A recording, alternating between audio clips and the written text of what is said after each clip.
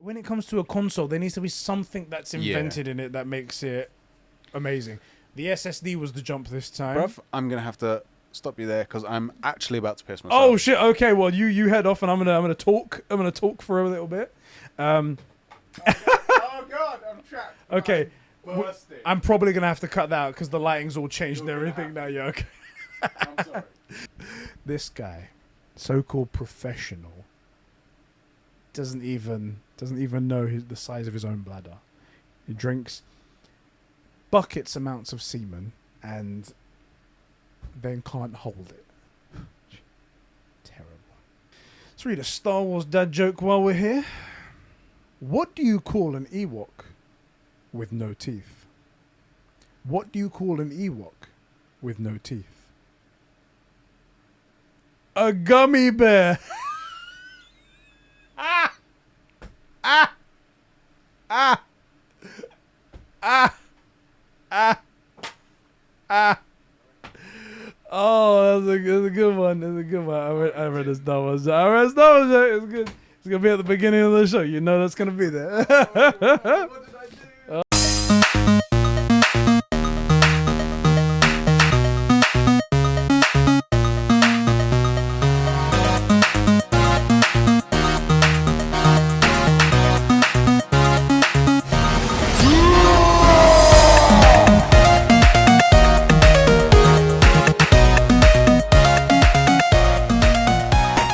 What's happening, everybody, and welcome back to the True Gamer Podcast, the podcast hosted by two gamers for you, the true gamers. I'm one of your hosts, Eddie, along with my bro, the inverted gamer himself, Sheps. How's it going, bro? Yeah, it's going good. How you doing, Yeah, I'm bruh? doing great because I have a good feeling about this episode.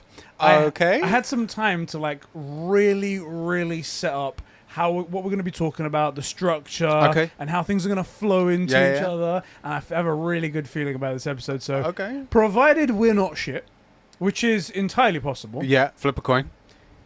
This episode's going to be one of them bangers, another banger, like all the 63 before it. That's right. That's right. Yeah, I'm good. What about you? What are you playing? How you doing? I'm doing great. How's your actually. gaming? Before I talk about gaming, though, because the way I've been trying to do this, I want to try and get the thanking of our super bros done in really early, because these guys are super. They're super bros. They are super. So I want to get the thanking in there. These awesome people who support us to make this whole show possible. Where do they support us? They support us over at patreon.com/Conbrosations, fine sir. They are fine distinguished gentlemen who support us over there at the $15 tier, our super bros. And those people are Diogo Dildo, Isak the Ultimate Cumsock, Carol to Rivia, aka Catsper the Friendly Patron, Record Friction, Jeremy Renner, that's right, an official Avenger, Martin Scorsese's Master H Barts 12, the Super Sus Ben Fryer, the Star Wars Encyclopedia Adam Sunling, the Filthy FIFA Fanatic Joe McCormack, my juicy left nut, the super sexy producer Sean, Big Boy Billy, and Kevin, the #1 simp.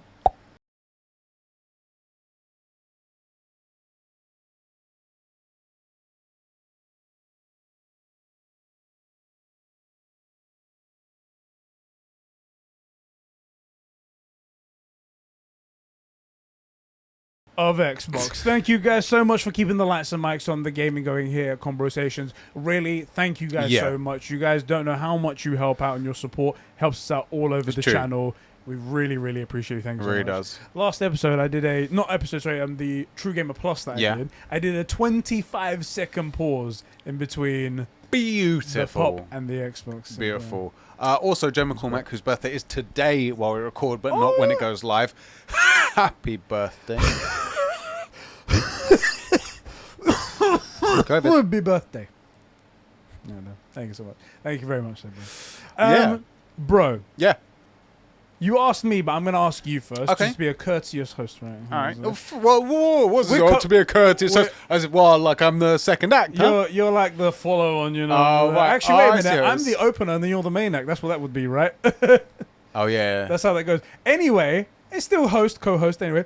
What have you been playing, good sir? How has your week been going? I managed to get a little bit of gamming in. Two unusual things. Yeah. One. Ghost of Tsushima? Actually, no Ghost of Tsushima. Yeah, no. Three unusual things. No Ghost of Tsushima. I've been playing a multiplayer. I've been playing some Apex Legends because it's free, and I didn't want to I can't be asked to. I know the Battlefield 2042 open beta's up, but I just couldn't be asked to download it. Even if you did, today's the day that actually goes live open for people who haven't pre-ordered. So like us, I'm excited to get into that. I kind of want to. I hadn't downloaded it before. Turns out, I guess I couldn't. I didn't even know. Yeah. But I'm keen to try that with you. But obviously we didn't. And I was like, I'm not gonna buy Call of Duty or any of that stuff. I know Warzone has its own skill that I don't know anything about. I don't know the looting. I think at least I know Apex. I'll play some games of Apex. I've been enjoying it. It's been good fun. Yeah. So I'm sort of back to my roots with the FPS gamming. Is the flame still there for Apex? Because I've obviously been out of the loop. I don't know shit anymore. I knew Apex was a thing back in the day. Is the flame still there? I have rekindled, or like, I guess I'd forgotten that I enjoy shitting on people. Right? So dominating, like coming into a room and taking out 2 or 3 guys, which for me, and having spent like a couple years not really playing these games, is rare, but I am getting at least like 1 or 2. One thing bugs me about Apex. Go on. The way you get credit for things. So like I get a bunch of knocks, right? But if somebody finishes that person, you don't get the credit for the kill. Right. So I have high damage and high knocks and no kills functioning, but I did the important bit, which is take the guy out of the fight. Yeah. That bugs me. But so I'm enjoying that in a sense. So I'm having fun with it. It's a shame that you didn't. And I think we'll have fun with Battlefield. Yeah. If it's anything like Battlefield 4, I think you'll be like, oh yeah, I like playing these games. I was gonna say so. It kind of rolls. You talk about the rest of your one because it kind of rolls into what I've been playing and whatnot. So talk about what else you've been playing. Slight spicy take though. The other game I've been playing is Kena Bridge of Spirits. Kena Bridge of Spirits. And the spicy take is I'm not really feeling it. No way. Yeah. Oh, that is a spicy To be take. clear, it is good. It is a good game. Incredible at the price that it comes at. And little things like I actually don't have a problem with these things, but I know I've noticed them. I'm sure they're complaints. Cutscenes are janky. Yeah. I couldn't Choppy. care. I couldn't really care less. Yeah. I'm not. Of the two of us, weirdly, I'm all about frame rate than quality of like visuals. But I don't care that it looks a little bit rough and stuff. It's not the kind of game that it's supposed to be. It's not supposed to compete with God of War and stuff. Yeah, you don't need a rock solid Right. 60. Right. Or like the grass and stuff. If you really look, it's not super refined. I don't care. So I can see that in those, again, it's a £30 game. Like, come on, you got to know what you're doing. I just got to, I got the bow and I'm fighting the Wood Knight. Or something Wood like Knight, that. yeah. Yeah, I don't know if he's the first boss or the first real boss or I something. think he might be the first real boss. Because, yeah. well, I fought a guy before that who's popping up in a bunch of places. I have to say, I have found the combat to be pretty boring. Oh, really? Yeah, so far at least. I'm going to keep playing it. Cool. I've really found it to be quite clunky actually. Like you can parry stuff with the shield, except that it seems to be incredibly slow, and very difficult to do as well, unless Right. you really pinpoint the moment as well. It's like you've right, missed because it. what happens to me is either I have my full shield up and it just gets smashed, Yep. or I totally miss it. So it seems like I can parry small things, but the bosses don't seem really parryable, which is bugging me because I prefer to parry than to dodge. Is my sort of my go-to. But so then I'm having to dodge and jump away, and there's something about the way the camera sort of dislocates while you're dodging that I'm finding I'm like jumping away and into stuff that I don't really know is there. I see what you mean. Okay. Or into other enemies. It's kind of bugging me. And I'm just not finding like the combat particularly. I'm not being drawn back to the combat, and I'm not like super connected with the story. I kind of feel the way about Kenna that I felt about Jesse from Control. Yeah. I don't care about Jesse or her brother. I care about like finding out about the mystery and stuff. I'm not getting really any of that from Kenna. I don't really care about Kenna. I don't really get or care about the story. It hasn't hooked me. It's not bad. I'm just not vibing with it. That's interesting. And I love the visual aspect of it. I like the that kind of like wood tribal look to everything. Yeah. I'm digging it. I'm just not digging it. Do you know what I mean? That's super interesting because I might need to get further into it. everyone else is obviously singing its praise and stuff like that. They have some gripes that are similar to yours, Sure. like I've said, the frame rate and whatnot, and the cutscenes. The difficulty sometimes is a bit too much in terms of even like parrying. Like you said, the window is so small to even do. Yeah. And sometimes you're doing too soon, too early, and that seems to be most of the time you spend doing it, just getting your ass handed to you. But people still genuinely walk away from it going, even though there are these gripes, I do like what's going on here, and I do like this game. It's interesting to hear you say that. To be clear, like cool. the frame rate stuff in the cutscenes, it's not even a gripe. I noticed it, but I don't care. Yeah. I care about, the two things I care about is the combat feeling clunky, especially because I'm a simp for Ghost of Tsushima, and that is the exact opposite. Yeah. And I'm not drawn into story, but that's also a beef I have with Ghost of Tsushima. I'm going to keep playing it, but I don't have any like drive. Like nothing's like, you know, back in the day where you would like go to uni and you'd be like, I can't wait to get home. You'd be thinking about Call of Duty or like God of War or something. It's all you wanted to do is get back to God of War. I don't have that. That's super. But it's not bad, to be very clear. I'm not saying the game is good. It's just not calling me back. Right. You know, which is annoying because I want to really like it. I don't know. It's not there yet. Hey man, if that's your feeling, that's your feeling, isn't it? And that's it's refreshing as well because we are such good friends that we usually have similar opinions on stuff. Right. So I like it that you've got a different opinion on. Yeah, like 9 times out of 10, if someone's like, "Oh, we just finished watching What If. Rate Ed's favorite episodes." Oh, I reckon I could get it pretty close. Yeah, exactly. You know? Exactly. But this is something that's cool. And I'm not saying it's bad. That's the thing. Like that's actually kind of annoying me. I wish the game was worse, and I could go, okay, it's not good. That's why it's not calling to me. Yeah. I can see that it's good, and it's not calling to me, and that's annoying to me. You have to really dig deeper to try and find out what it is. I'm going to give it... I probably will finish it. I'm going to give it at least another solid 3 hours minimum. I think you should platinum it, really. It makes sense. Makes sense, yeah. Yeah. Do you know what? The game... Have you platinumed it? No, I haven't. I was going to. Yeah. I was like playing it, and I had a look at the trophies, and one of them was play on Grandmaster difficulty after you complete the game, and it's only unlockable after you complete the game. Right, you have to do it twice. You have to do it twice. And I was like, whoa. And especially because the bosses are really hard, and I'm on like normal, and not even like a fucking hard mode. And I was like, this sounds like a chore. And then I heard there was an exploit that when you like get to the end, you can do a funky thing with the save, and then you can bump it up to Grandmaster difficulty and then pop the platinum trophy. But then they patched that, and I was like, well, that's guaranteed that's not happening there. Fuck you. Okay, here's something that bugs me about it. I just got the bow. Yeah. And I noticed as I was getting the bow, like, oh, cool, there's this new mechanic. It's opening up a bunch of the game that I could see was there. Sort of like, you know, when you played Jedi Fallen Order, and you're like, when Cal remembers how to double jump or wall run or whatever, I'll be able to get here. And that was cool, and I'm quite digging the bow. I'm not called back to it. It's weird. It's such a frustrating one because I really want to like it. I feel you, man. I feel you. I hope it gets better for you because I'd love you to be like, shit, I enjoyed this game. How do you find the story? Because I'm not very far into the story. I'm at the, like, I just got to that Rufus guy and, it's okay. Yeah. It's not very... It's not like it's not gripped me to the point where I'm like, I have to go back to it. Right. But at least it's enough for me to be okay, this is quite interesting right here.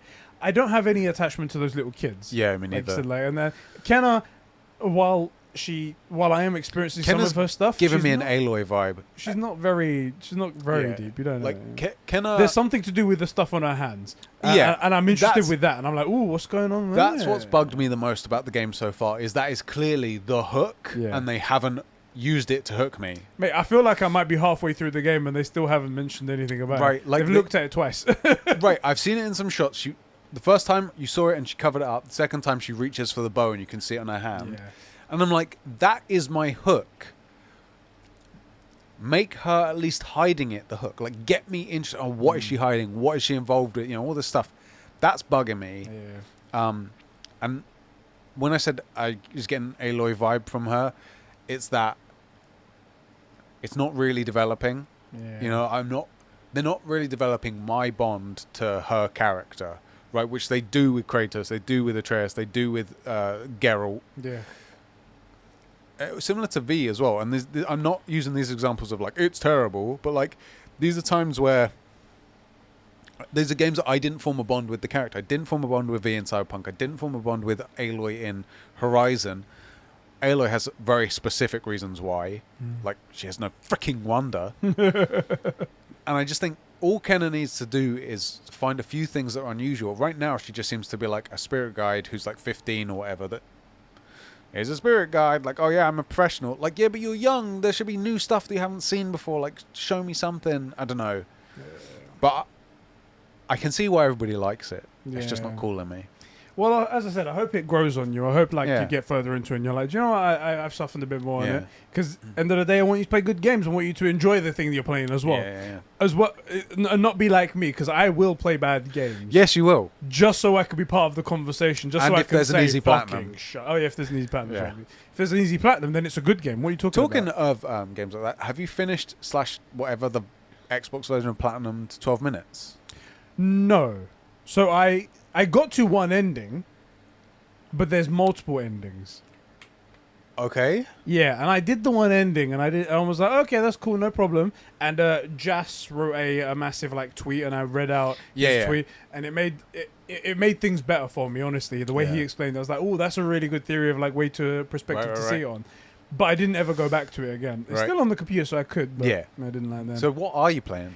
What am I playing, good sir? All right, I'm gonna go in least interesting upwards. Okay. But they're all really good interesting. Right. The first one, I played a little bit of the Halo Infinite test flight. Okay. I heard I was like, if you say Combat Evolved, I'll slap you. Halo Infinite test flight. Yeah. It was fun. It looks fun. It is. It was the big team battles that I participated in. It was a very, very, very solid shooter. Yeah. I like that it's higher time to kill than Call of Duty, which is just they look at you and you're deleted, which is dead. Yeah. It's much more tactical. It's much more strategy based. It's much more. If you're talking with other people, then you do phenomenally better because it's just you can coordinate much better. I liked the objective based modes that were in it. It was really, really cool. I really, really liked it. I'm glad to hear that. There's only one thing, and this is because this is a me thing, I'm pretty sure. Yeah. I think I've fallen out of love of multiplayer PvP games. Okay. While I enjoyed my time there, I was like... You're not feeling called back to play it? Yeah, I didn't feel satisfied in any way. I wasn't... obviously, I wasn't going 20-0 or anything like that. Right. So maybe if I was going 20-0, I would feel a satisfaction. Yeah. I was okay. I was getting the objectives and stuff like that. Capture the flag and things. That was great. And that was fun. But I think I'm over multiplayer PvP games. Interesting. Especially when it's just small area, kill another person, and then that's it. I thought... I put that tweet out, and I was like, I think I'm over this, and this is my problem. I do think that there is one other problem as well with it, and this isn't a me thing. I think it's missing the thing. Yeah, it's missing it. Yeah. I think it's going to be a solid shooter. Yeah. I think it's going to be... There's a lot of solid shooters out there. Classic Halo. People are going to be like, yes, this is great. It's just better looking. That's great. And it's going to have all the classic game modes, no problem. Yeah. But it doesn't do something, in my opinion, that sets it apart from everyone else. So I think for that reason, it's not going to flourish as much as people think. Okay. And it was pretty... You remember I said this game is going to live or die, I think, by the campaign. Yeah. And the multiplayer will still be played, but by people who are big Halo fans and people who really love Xbox. But not many other people. The people on my timeline who are tweeting about Halo and stuff like that are those people. Right. They're people that I've seen multiple times before where they constantly talk about Xbox is the king of everything and PlayStation is the worst of everything. It's those people saying that over and over again. And that's fine. Let them play whatever they want. But that is kind of proving my prophecy to be true. Right. I don't know what that thing is that it needs to be better than to make yourself stand out, but I'm feeling at the moment that it's missing the thing. I will say... And it's not Battle Royale before you say anything. Yeah, it's not that. It's not always Battle Royale. I'll say... In the last maybe month and a half, I started sort of quote-unquote getting back into shooting games, FPS games. So I started on that Splitgate game and then started playing Apex a bit more with like Rob, friend of the show and stuff. And even on Splitgate, where I was playing games like 20 and 3, Yeah. I wasn't really feeling it, but I kept playing, and I moved to Apex and similar sort of thing. Like you've seen how weird, like my games can go like one kill, one knock, and then get killed or something, or go all the way to the end and get 9 kills. Yeah. And I still wasn't feeling it, but in the last sort of week or so, it's come back. It's sort of like one of those things you need to warm back up into. Yeah. I don't know how long is the Battlefield Open Beta on for? Like a couple of days. I think it's done on Sunday. Because I was thinking if you and me can get a chance to get a good couple sessions in, you might be like, man. This is what I was thinking. Because when I put out that tweet afterwards, and then I saw the Battlefield Beta was coming up, I was like, I'm oddly excited for this, but why should I be? Because again, this is PvP, and I said I'm falling out of love with it. And I think what I love about Battlefield isn't necessarily fighting the other people and shooting them. It's the massive, absolutely massive battles with tanks and these massive objectives where you're pushing whole lines of enemies back, where you go into buildings and you clear that and you come out. It's more of a war simulator rather than like a shooter and whatnot. And I think that's the reason why I'm more in love with that. Now, it could be that I come to the beta and I'm like, this is good Battlefield, but I just don't like it anymore. Yeah, it's not my thing. It could turn out to be, I'll have to wait and see, which I think today's the day that it starts. So that'd be interesting. We'll make sure we get that downloaded. But that's how I feel about Halo Infinite, the test flight. As I said, I think the multiplayer is going to stand on its own and it's going to be great. That's good. We still need to see what the hell is going to happen with this campaign. Yeah. Without the campaign, it's not really Halo. Or even in my opinion, without campaign and co-op, it's not Halo. I think it's just the multiplayer games are fairly soulless. They're just efficient gaming. They're just you play and you shoot and you kill and you rinse and repeat. And if it has a good loop, then it's great. You continue, but it doesn't have any soul.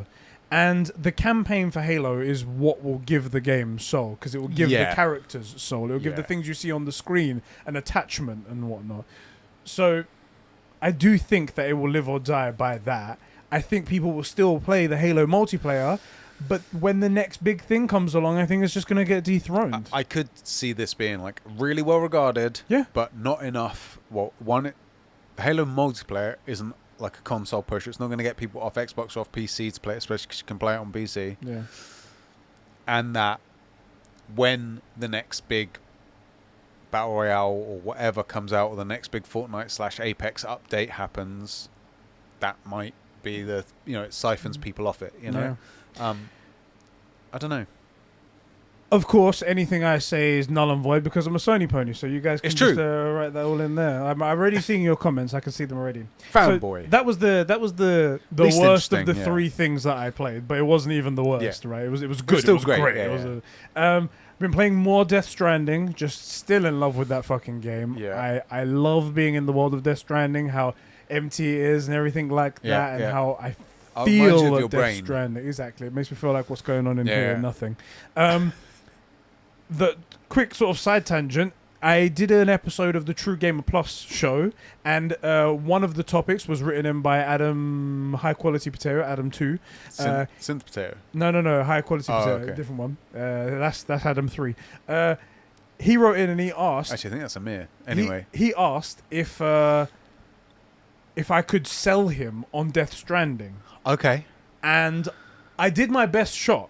Because selling someone on Death Stranding isn't easy. Right. And it's also not something I would do. It's a weird... It's a hard real to do. pun of a game because, like, everything you say can be accurate and still a lot of people won't vibe with it. Yeah, that's the thing. It's a hard sell. And I said it to him and I was like, I don't know if I've sold you on this because what I've said is that it makes you feel bad in a way, and that's the draw of it. And I was like, whatever. And I made that episode and I put it out there, and it was well regarded. People were telling me it was good, and I actually sold him on the game. Has he got it? He was like, I'm gonna buy it. I'm gonna do this thing right here. So if you want to go check that out, it's available on Patreon. $1 a month is right there. Summary: you walk a lot. That's Death Stranding. That's it. And he managed to turn that into a whole podcast. It wasn't the whole thing. It was just a bit, but it was the title anyway. Yeah. But I've been playing Death Stranding and fucking loving it. It's just great.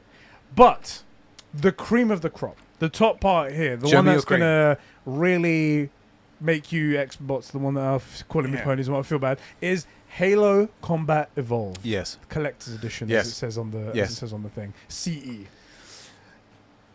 I finished it on the last stream. Yeah.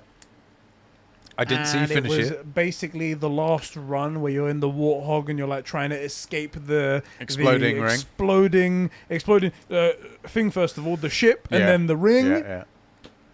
And it was great. It's amazing, isn't it? It was great. The way the music swelled, even though it was in the old graphics. It's gaming. Even though it was It's an old true graphics gaming. and it was exploding around me and Yeah. everything looks, I felt like the walls in were it. closing in on You're me. in it. I was gonna be And the warthog's so consumed by perfectly this. slippery. Oh my god, it was so slippery. I was like, oh, we got a tank slapper, boys. We got a tank slapper.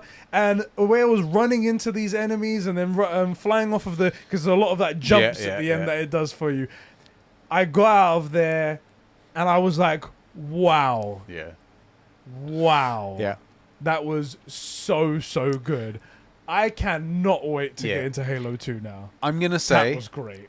that escaping the ring is, for me at least, I think it should go in the intro. Yeah. Like, it's one of those iconic gaming moments, right? You know how you have in the True Gamer intro, you got like the door opens in GoldenEye and the guy comes out. Yeah. Iconic gaming, right? GoldenEye. It's like the first real FPS. Yeah. I think that is one of those first real gaming moments. Yeah, that. Hey, I can put it in there. I'm not saying you should, but it easily fits. It's iconic. That's how iconic it is. I want to say, though, because I know you played the whole thing in the original graphics, Yeah. which I actually really appreciate because you got to play the game I played. And as a testament to the game, you didn't... I didn't feel bored. I Right. didn't want to turn it off because the game was solid. Yeah, exactly. I'm going to request that you play the second game in the updated graphics because there is A lot of another people suggesting moment that is so master... There's a moment that I fell in love with Master Chief. Full homo, 100% homo. Where... I'm not going to tell you what happens, but... The way I experienced it as a kid playing it, that moment of just utter awesomeness, in my head will look exactly the same as if you showed me the updated graphics. Like, yeah, that's the game I played. That's how it was in my head. Right.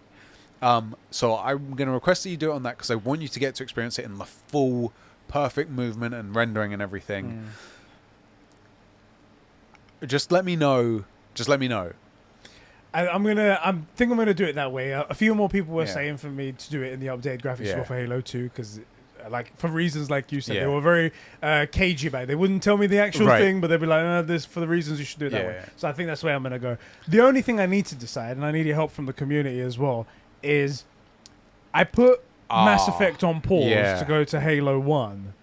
Now, do I just go into Halo 2 because Halo Infinite's coming up and I kind of wanted to get these all done by then? Yeah. Or do I go to Mass Effect again and then come back so I can tandem so we don't get all stale and whatnot?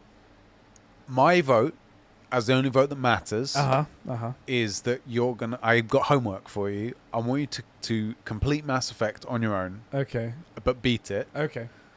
Experience it. And stream Halo 2. Okay. So just go straight into Halo 2 in the updated graphics. When you get a spare moment, finish Mass Effect 1. And then after 2, you can decide if you want to keep going, because you might want to, because Halo Infinite's not going to have a freaking campaign when it comes out, so never mind. We don't know yet. Well, it says it's going to be coming out, but we don't know. But Mass Effect 2 is a masterpiece. Yeah, Mass Effect 2 and Halo go head-to-head. You would have a really hard time finding someone that's played both, that likes both, that can really... It's either going to be if you're a first-person guy or not, right? They're really incredible games. Yeah. Mass Effect 2's the best of all three. It's also got a much less clunky UI. And I think it also it also makes a better... the thing about Mass Effect is you need to be constantly using the abilities and changing weapons and stuff, and you have to choose that for your team. In Mass Effect 2, I don't think you can do it in 1. You can hotkey those things. You can just hit left on the D-pad and use the ability you want. Right. You're not always having to bring the wheel up. Yeah. Because that was my main criticism. Yeah. I was like, it takes me out of the action. I feel like that is also part of the game. And I think the thing is that... So Halo and Mass Effect are really good games. They're very comparable in a lot of ways. Where Halo stands out is the gameplay. The action is incredible. And when Mass Effect stands out is, believe it or not, like, it smashes Halo for story. I love Halo and the Halo story. Mass Effect is... I mean, you saw Mass Effect 1. Yeah. Two's a writing was great. masterpiece. Two's a masterpiece. So, yeah. All right, Yeah. all right.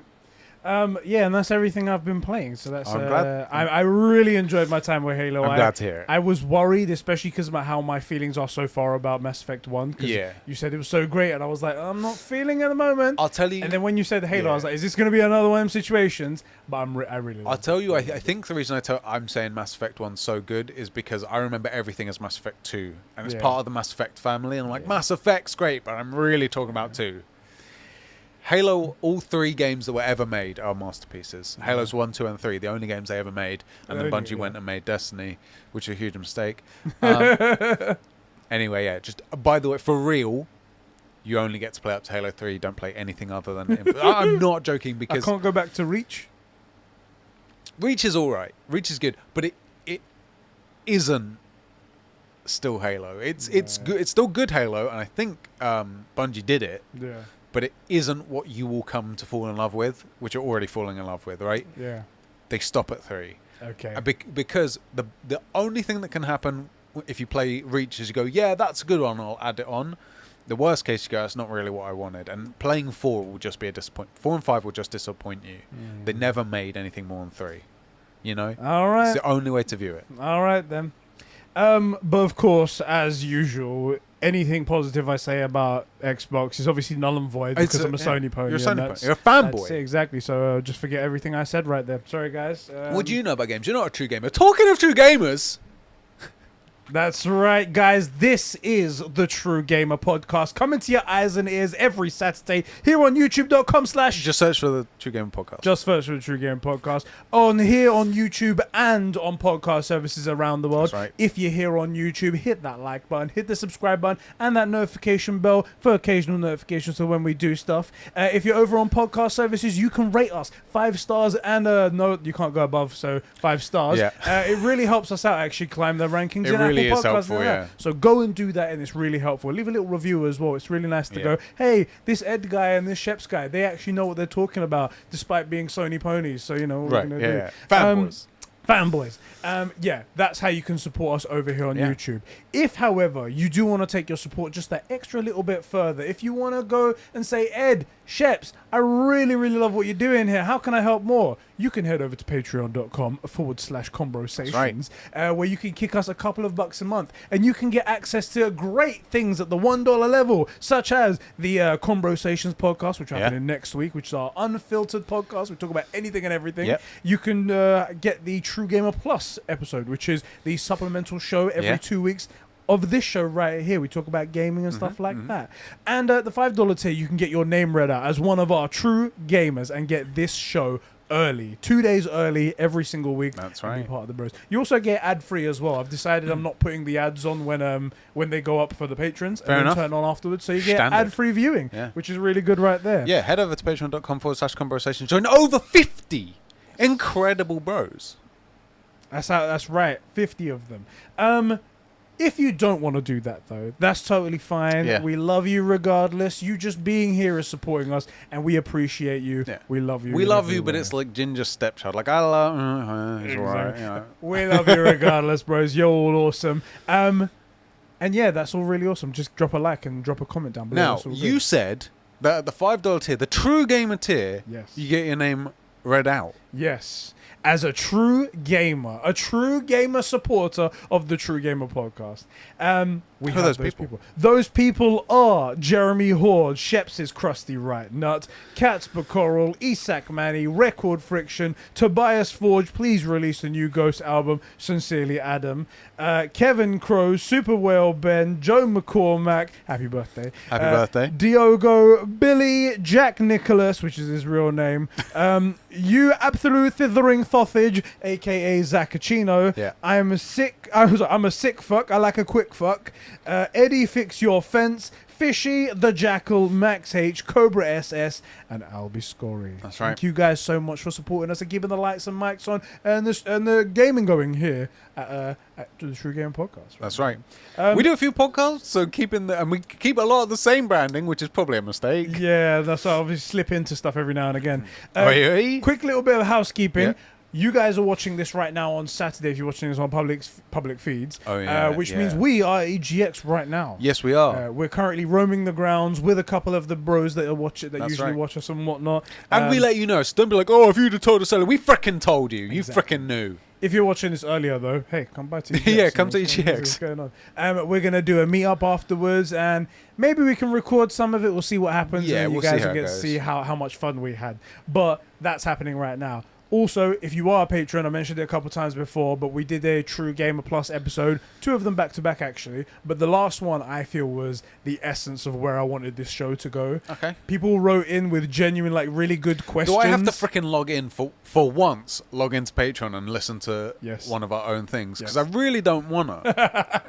It was really good. I proposed a topic beforehand, but they wrote in with such good questions that I moved my topic to the end just so I can have their stuff. Standard. It was that good. That's and how it goes. how I wanted Yeah. it to be.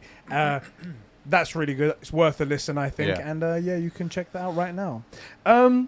Bro, Yes. your favorite segment is up right now. That's right. So, if you're new around here, if you've sat through all of our self-promo, we are 2 people who combined managed to just about scrape into double digits for the IQ. Yes. Yeah. Yes. And we're on the internet. So, sometimes we'll say things that aren't exactly correct. And to correct us, we have this, my favorite segment that never gets forgotten, is always done back to back every week, never missed one. Correcting Conbrosations, whereby when we say something stupid or incorrect, you go down to the YouTube comment section and you let us know to 1, abuse the YouTube algorithm because we need the help, and 2, correct us because it's always fun to correct idiots online. And it has genuinely become one of my favorite segments, Correcting Conversations. What corrections do we have? This week we've been fantastic. We're freaking smart, bruv. We did. The only thing was there was an editing error saying that I left Tom Selleck's photo from the last episode in the new episode. So it just popped up randomly for 10 seconds. And it's just him with his bare naked chest, with his hairy chest, just like... So this is the thing. I saw on the Discord, someone posted that, and I'm like, yeah, it's Tom Selleck. We were talking about Tom Selleck. Of course... And that was legit the picture I found. It was the week before. But it was on the wrong podcast. I was like, why are you showing me this? I know, we put it in. It's our bit. I reuse all of the borders and everything. You're telling me you reuse assets on this AAA podcast? I reuse assets on a AAA podcast. God this damn game's it. going to fail. Our podcast is going to fail. Fucking hell, I'm as bad as Cory Borlog. That's what right. it is right there. And the one other thing was that Shawn wanted to say, when did the True Gamer podcast become a God of War podcast? Because we spoke about God of War again for the last episode. Talking of God of War, actually, some recent developments from Sony Santa Monica. I'm totally joking. The worst thing is, that day, I said... we got to make sure we don't mention any more God of War stuff. And you were like, well, unfortunately, we have to do it once more today. I was thinking about it. I was like, okay, we should tone it down a little bit. We spoke about it 3 weeks in a row. But then it was important stuff. And then something important. I was like... Also, how frickin' dare you? A bunch of you came from the 4Ps. Like, they spoke about the same stupid franchise for 8 years back to back. Innit? Frickin' Ethan's made 1,000 videos about RDR2. Get fricked. And then Ghost of Tsushima came along and dethroned it completely straight away with one take. Jesus exactly. Christ. One swipe of the sword. That's our Correcting Conversations. That was a pretty lengthy one. Yeah, pretty good one. because we're so right so much of the time. Exactly. Have we ever been wrong? I can't think of a single time. I'm thinking about it, and no, we're pretty solid. We're pretty solid. We're right about everything. I think we are. Exactly. You guys just haven't learned to accept it yet. It's true. It's true. That's it. If you don't see eye to eye with us, it's because you're wrong. You're the problem. Today's topics include PlayStation Now, and is it finally becoming good? PlayStation game fanboy. PlayStation game trials, and Shawn Layden's words about games coming to PC.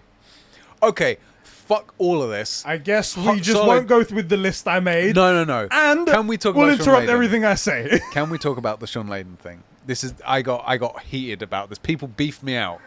Oh my god. Do you want to? Okay. Do you know what? Why? Tell me why it has to be right now. Because it was the last thing you said. The most recent thing you said. You said Shawn Layden and games coming to PC. Did you Let's talk remember about I it. said at the beginning of this where I was like, I've got this great laid out thing that I stayed up to try and make it perfect. And if we stick to it, it should be quite good. Should be quite good. I feel like you're blowing this way out of proportion. Talk about your Shawn Layden just because thing. you did Talk hard about work. your Shawn Layden thing. No, you've killed it now. You killed my joke. My bit's gone. Jesus Christ. Let's see your God. bit. Let's see this I bet organically you, transition. when to we get to it, I bet you it's something that could totally come No, it's afterwards. okay. I'm not doing it now. Good. My bit's gone. Good. My bit's gone. It's just Fine. the Eddie podcast Yeah. now. Get out Well, of good here. luck. We're having. Yes, our marriage is breaking down. Okay. So we're going to start off with Shawn Layden. PlayStation Now. What are we going to start off with? Come on, be a professional. I want the Leviathan axe so I can just chop my own fucking head off. What's our first topic? PlayStation Now gets The Last of Us Part 2 a little over a year after its release on the service. What? Yes, The Last of Us Part 2 is Okay. now on PlayStation Now. And I wanted to ask a couple of questions about this. Damn. One, does that make PlayStation Now any better? In fact, let's just start off with that question first of all before we Yeah. go into the next one. Does this change anything for Yeah. PlayStation Now in your eyes? No, because it was a shit game and everybody hated it. I think we saw the tweets. It was Exactly. crap. It was Exactly. Ghost of Tsushima And- should have been the game of the year that year. Absolutely. And rightfully, half the actors received death threats. Exactly. Rightfully, yes. No, I mean, it's a AAA game. It's absolutely brilliant. A lot of people don't like it for shit tier reasons, and a few Yeah. people don't like it for good reasons. Yeah. It has flaws. I thought it was a great game. Yeah. So, yeah, it's a pretty freaking serious get for... I mean, it's a PlayStation. It's PS their Now's- own get, yeah. But it's a pretty big get. Yeah, it's PlayStation Now has been struggling to make any sort of relevance to be Yeah. in anybody's mind at Yeah. all. And when I saw this, I was like, oh, Yeah. recently as well, there's been a couple of big bangers that have come out. Red Dead Redemption 2 Yep, is on yep. there. It's leaving at the end of November. Massive, though. Witcher was on there. I Yeah. think it's still on there for a little bit longer. And this, however, though, is a first-party Yeah. AAA big budget game, and crucially, it's just a little after a year being on the market. Yeah. And it's coming to a subscription service that costs £50, $50 I think it is, for the entire year. Yeah, it's like $8.99 for the a Which- month yeah, average or something. that's if It's you wanna- nothing. really, really cheap. Yeah. So it's $8.99 a month is the monthly cost, but Oh, if you go okay. for the yearly cost, then you get it for $50, which is way cheaper. It's like £4 per Yeah, month. it's- So it's an insanely Yeah. cheap service. And crucially, the big point that I had was PS3's games were Yeah. streaming only. PS4 games, however, are download to the console and you Yeah. can play them however you like, offline, whatever you like. Do you think this makes PS Now any better? Does it make it relevant now? So, this is a really tough one, right? Because we're not really the whole old backwards compatibility guys, but everybody that bangs on about Xbox and Game Pass act like it's a really important service to them. Yes. Well, you have all of these old games. there's a pretty significant catalogue on PS Now. The biggest. Very large and a very, very high quality games. Very high quality games. Not making any comments about what's on Game Pass. The games on PS Now, the PS3 and PS4 games are very high quality. That's all I'm saying. And the price point's really good. Like insanely good. So if the question is, does The Last of Us 2 coming to it, and let's presume it stays there forever, because why wouldn't it? Does that make it worth 50 quid a year on its own?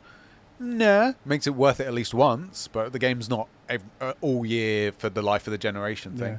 But if more games like that are coming, we can presume maybe The Last of One remastered or The Last of Us, a remake. Yeah. It will get there in a year, and some of the newer games.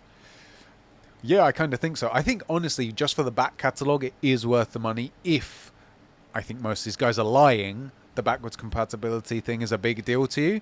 You're all liars. I think it's a very small amount of people, but they're very Yeah. vocal. They're very vocal. And that's what it is. For them, I actually think the £50 a year just for the old games is worth it. It is a good service. Having AAA titles come to it. That's the big thing, because before I was like, this service I is... have it. I was going to say, I got I'm a like Sony pony. Of course I have it. I got a code one time for like a month free. And Didn't we get the last EGX we went the to? last Yeah, EGX yeah. 2019. And back then I tried it, and I was like, This seems like a solid service. Granted, the catalog needs updating and it needs to be like fully fresh all the time. See new things come into it all the time. Right. And then it's good. And I was like, but the price is so low. Yeah. Like, people say, what is it? Is it 15? How much is a Xbox Game Pass? I think it's again? $14.99, yeah. I think that's Xbox Game Pass Ultimate. $14.99, something like that. For £4 it's a nothing. month. It's nothing. £50 a year. Totally worth it. Totally worth it. Even for the price, I mean, we paid £60 for The Last of Us Part 2. Yeah. So that's less than that cost, and you get that plus every other game that's coming on there, like Red Dead Redemption 2 and stuff like that. So it's worth it in terms of value. Yeah. But something about PS Now just doesn't ever land. No one regards it as a good service. No one talks about it in the conversation of services when it comes up. No one even brings it up as a... I mean, you don't even have to make a direct comparison. I'm telling you right now that Game Pass's day one games trumps the shit out of PlayStation now. But no one even brings up, okay, I'll concede that 1 point to you, but all these other things, the X, Y, and Z, no one even does that. Why is that? PlayStation What's its problem? are crap at marketing PS Now. They don't market it anywhere other than on the PSN. Yes. The only place it's marketed is on the PlayStation while you're playing it if you go to the right part of the store. It's not marketed. It's a pretty good service. Xbox cannot shut up at every single event about Game Pass. I'm looking to see if there's one on this monster. Because there might be. There might be. You buy anything and you get 3 months free of Game Pass. Guys. They won't shut up about Game Pass. PlayStation... At none of the events I've never seen it once. Talk about PS Now. They talk about they bought Gaikai back in the day, and then that was it. And that was it. We never heard from it fucking again. Although, and here is like a counterpoint, not to just beef out Xbox because it is always fun, but Xbox need Game Pass to work. That's true. If PS Now dies tomorrow, Sony won't even notice it. Yeah, it's a good revenue stream. It's but good to have. It's always good to have a service that constantly renews and stuff. That's not where their eggs are. No. That's not where the cow is. That's not where their milk is coming from. Yeah, nothing. They make insane money off having the best first party. Oh my god, first party, third person RPG, story driven RPGs. They make insane money on that. They market the console really well. The console makes them a ton of money. They're making money on consoles now, right? So within a year, they're making money on the consoles. That's like freaking unheard of. Yeah.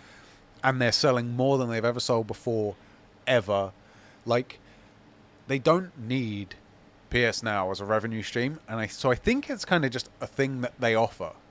I think it's pretty much. Also, if you let me put it to you this way. Sorry, I just realized. Another somewhat similar service, the PS Plus collection. So when you get a PlayStation, if you don't have one, to use the online services, you need to buy the online stuff. It's like the Xbox Gold. With that on the Sony side, you get what's called the PS Plus collection, which is it's a collection of 25 games, something like that. Yeah, 20 odd games that include some of, I don't care what you think, the best games ever made, including the best game that has ever been made, God of War 4, which us and a lot of other people agree is the best game ever made. With PS Now, you also get Red Dead Redemption 2, which is a lot of people's other pick. Like, and a bunch of other incredible titles that you get for free in a thing you needed anyway to play online. So that, I mean, all they have to do to make PS Now work is just move the PS Plus collection to that. Yeah, that. We had the theory that they might like update the PS Now collection as time goes on with great bangers, just that you just get for owning a PS5, and we thought that would be a really good strategy. Yeah. I guess they're making just too much money from selling them single-handedly that they that's the thing. It's not a profit. It's not worth it to do that. I think Why that do is it when you can make the money over here? I think that is it. They are just making too much money. They're making money on the consoles. They're making money on the SSD. They're making money on the frick. What am I trying to say here? They're making money on the sign language. Yeah, sign language. They're just making money, hand over fist. Well, this is the thing then, because I doubt that Last of Us Part 2 is dead, not making any sales. I think the peak of it is sure gone. Oh, yeah. Because the tentpole was back when it came out, maybe the first 6 months. If it went to PC, I bet we see a massive spike. Exactly, another spike Yeah. right there. Because it's a popular brand, it's a popular name. Last of Us carries weight. Yeah. I think this game is still selling somewhat in places, See if but I can it's find come it. to this service. This service doesn't just mean that it makes no money, but it makes comparatively less than selling it Yeah. at full price. Does that mean that Sony's softening a little bit then? Because prior to this, we were saying that there's no reason for Sony to do X because they're making all the money over here at Y. They're probably still making money off of The Last of Us as one of their big titles, one of their big known brands, but they put it on this service anyway. Does that mean Sony's softening a little bit where they're not so greedy money for we need every fucking cent that we can get out? And or are they saying maybe we should invest more in PS Now to make this more relevant? Maybe the PS Now investment, yes. Softening, I don't think so. To be clear,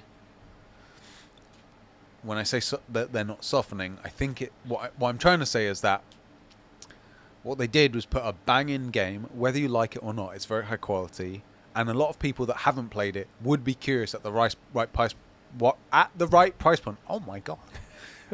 To find out what made it so divisive. Yeah. But where did they put it? They didn't put it, hypothetically, on Game Pass, where you don't even need the console to play it. They put it on the only place you can play it, a PS5. So did they soften and make it more accessible? No, not really, because you still need a PS5 to get it. The only way to play is PS5. The only way. Because PS Now isn't on the PS4, is it? No. PS Now is on PS4. Is it? It's actually a PS4 service only. They haven't got any PS5 games yet on it, which is one of the counterpoints I wanted to bring up. Is it? Yeah. It's weird because once I got the PS5... But it's on a PlayStation. The ecosystem you have to buy into in order to play it. Right. That's the thing. So that's a better way to say it. The only way to play it is to be on the ecosphere. They're putting a banging game into a pretty solid service at an incredible price point. And the only way to really find it is to already have a PlayStation. They're not making it accessible. Yeah. And I don't mean that that's not a good thing or a bad thing. It's just a fact. Yeah. If you want something accessible, Game Pass. Game Pass makes it really accessible. You don't even need to buy an Xbox to play it. You can play any of the games. Yeah. Whether you think that's good, I think that's bad overall. But bad for the brand. Yes. But good for in terms of accessibility. Right. It's far more accessible for Yeah. sure if it's on Game Pass. So in that way, no, I don't think they're softening. I think they're not making it easier for more people to play the game. The only way to play these games and the way it should be is to get on their ecosphere, which is a totally different discussion about should stuff go to PC. Yeah. Some stuff should. Yeah. Not God of War ever. Ever. I think that's inevitable, unfortunately. I sadly agree. That's one other point I wanted to bring up is that PS Now, one of the reasons why, on top of it being terrible marketing, it's not terrible. It's worse than terrible. It's it's but not they're shooting marketed. They themselves just in the aren't foot. doing it. They're just shooting themselves It's in a the foot. pretty decent service as well. If it wasn't, And apparently, all the Xbots say, "Oh, backwards compatibility is really important to me." PS Now. Sorry. If it didn't make if PlayStation Now didn't make the revenue that it makes, Yeah. it makes enough money to cover itself and a little bit more. Yeah. If it didn't, then I'd be like, what the hell are you doing? Why are Right. you supporting something that's just a hole in the ground for you? Yeah. What, you think you're Microsoft or something? Just funding Right, Game Pass? right. It's just so strange. But it makes money, so it's like, okay, it's not a lot of money. It's not as much as you can make from it, but you're just not trying to do anything with it. Okay, so what I was going to say was, on top of the marketing being absolutely terrible for this, Yeah. on top of awful. exactly, on top of this, having the con compared to Game Pass, where they don't have day one games of PlayStation exclusives and whatnot, which unfortunately, again, we've said before this should be the way it is, where because otherwise you're losing the value of that game. As well as it having that, there's no PS5 games on PlayStation Now. It's a PlayStation 4 service. Yes. So even when Marvel's Avengers came out, Yeah. fantastic game, everyone should go play it. One of the best It's games ever amazing. made. Best games ever made. The PS5 patch came out for it that day as well. And people were like, oh, sick, I can try Because I get like a 7-day free trial. I can try Marvel's Avengers for free, and I can get the PS5 version. Oh wait, it's the PS4 version. Even if I download it on a PS5, it's still the PS4 version. They need to do that. It's your own service. How can you not have your own service with your own new games that are coming out? I don't get it. I'll explain it in one word. Go on. Suits. Dumbass. And that is why God of War 5 will be a PS4 game. Yep. Horizon Forbidden West. It will be a PS4 game. And that isn't to say they won't be great, but it is to say that had they been PS5 exclusives, the potential was there to be the better. potential for things that just cannot be done on a PS4 is there. And Ratchet and Clank's a great example of it, which Ratchet and Clank isn't the best game ever made. A Rift Apart, I mean. It's good fun. It's a perfect Ratchet and Clank game. Yeah. But just the mechanics, the things you can do in that, just destroy my PS4 would burst into flames like an Xbox Series X if it tried to do that stuff, right? It can't do it. Yeah. And that Ratchet and Clank game is basically the knack for this generation. Yeah. Like when the PS4 launched, PS3? PS4 for NAC. Yeah, PS4. When the PS4 launched, the whole point of NAC was look at all the different particles we can do and how these things are all separate interacting bodies, but they're all moving as one, right? It was kind of a tech demo wrapped up in a game. That's what NAC was. Right. I'm sorry to offend all of the NAC fans out It's there. one of the best games ever made. The NAC stands right now. They're like, That's how dare you, sir? Right. And that's kind of not that that's what they did with Ratchet and Clank, but Ratchet and Clank is the first tech demo example of what a PS5 can do. That is the baby steps. If you go from NAC to God of War, huge leaps and bounds. What could this game be? What will the PS5 be doing in 5 years? A very interesting question, but especially because when God of War attracts people. Yeah. God of War is going to sell consoles. God of War Ragnarok is going to sell consoles. Yes, it will. Fact. Wouldn't it have been amazing to even those people who you haven't got yet to get by the console to show them what it can do, and it does something absolutely amazing that's never been done before, and then sell even more consoles? It's just such an odd decision. We thought it made sense as a business decision when they announced it, right? Because of 2020 and 2021 and all the pandemic stuff, we assumed that there were going to be distribution issues. Yeah. The PS5 is the fastest selling console of all time. Yes, even with supposed issues. And the fastest selling, it's the fastest selling Sony console of all time. I think it's the fastest selling console of all time. I think it is, yeah. It beat the PS2, and I think PS2 was the previous one. By the time it comes out, there will be 22 million is the PlayStation prediction. Which is to say, 20% of the PS4 customer base. That is enough, right? And instead they've, in our opinion, potentially hindered the game to get the 100 million PlayStation users on it, which again kind of makes sense. But I thought the number of PS5s was going to be in like the 10 million. I thought it was going to be around 10 million, but they're like, no, we can hit 23 million. It's like, yeah, and they might outperform that. Yeah, you know, so like now it looks like a really bad decision. It looks like a really bad decision, especially knowing that the for sure, this is the end of the Norse saga. That's what they've said, right?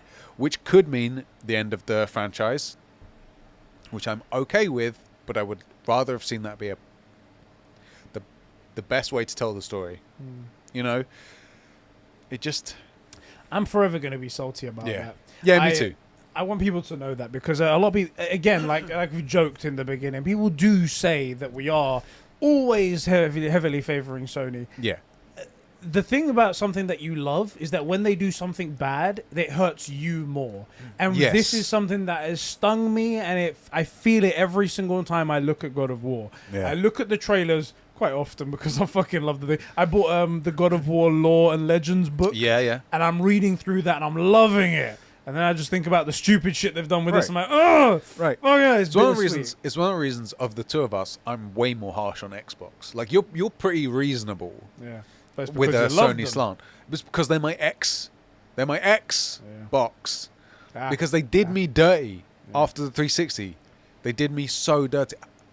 you guys won't know this, like, because you weren't obviously in the text messages. I mentioned it on the podcast, but I pushed hard for us to go from the PS3 to the Xbox One because the 360 was way better, but everybody was on the PS3, and the PS3 was clunky, and the 360 was incredible. I was all about getting us on Xbox. Thank God. And then, thank God we turned the other way. Right. The Order 1886 is coming. We have to go this way. Right. Genuinely, that's probably what I was thinking. I was like, God, how can I convince him? The Order 1886 is going to be the console's biggest game. I don't know. I don't know how you did it. I'm so glad you did. I'm so glad you did. But that's why I'm so harsh about Xbox, because I used to freaking love it. We're harsh about PlayStation as well here. So, like, PlayStation Now, do you think it will ever be relevant? PS Now? Yeah. No. I'm in that boat as well. I don't think it will be. What they need is to move the PS. And it could be. Yeah, it could be. They need to move the PS Plus collection over there to make it worth paying for. That's absolute. Oh my God. Yeah. Totally worth paying for. Yeah. And then they need some new stuff coming out. Because only 5 people actually care about backwards compatibility, and everybody else on the internet just likes to say that they care, but you never freaking play those games. I think there's you play one GTA 5, get fricked. That's not backwards compatible. It doesn't That's count. what you're playing. Doesn't count. I think there's one thing they could do is if they bundle PlayStation Now, Fortnite to every purchase. You buy anything on PSN, you get Fortnite with it. Bundle PS Now with PlayStation Plus. Make 2 systems, so you can just get the PlayStation Plus, but you can also get the PlayStation Plus, whatever you're going to call it, and it has PlayStation Now in it. Yeah. And it's going to be like $49.99 and $99.99, whatever it is, and that's the thing.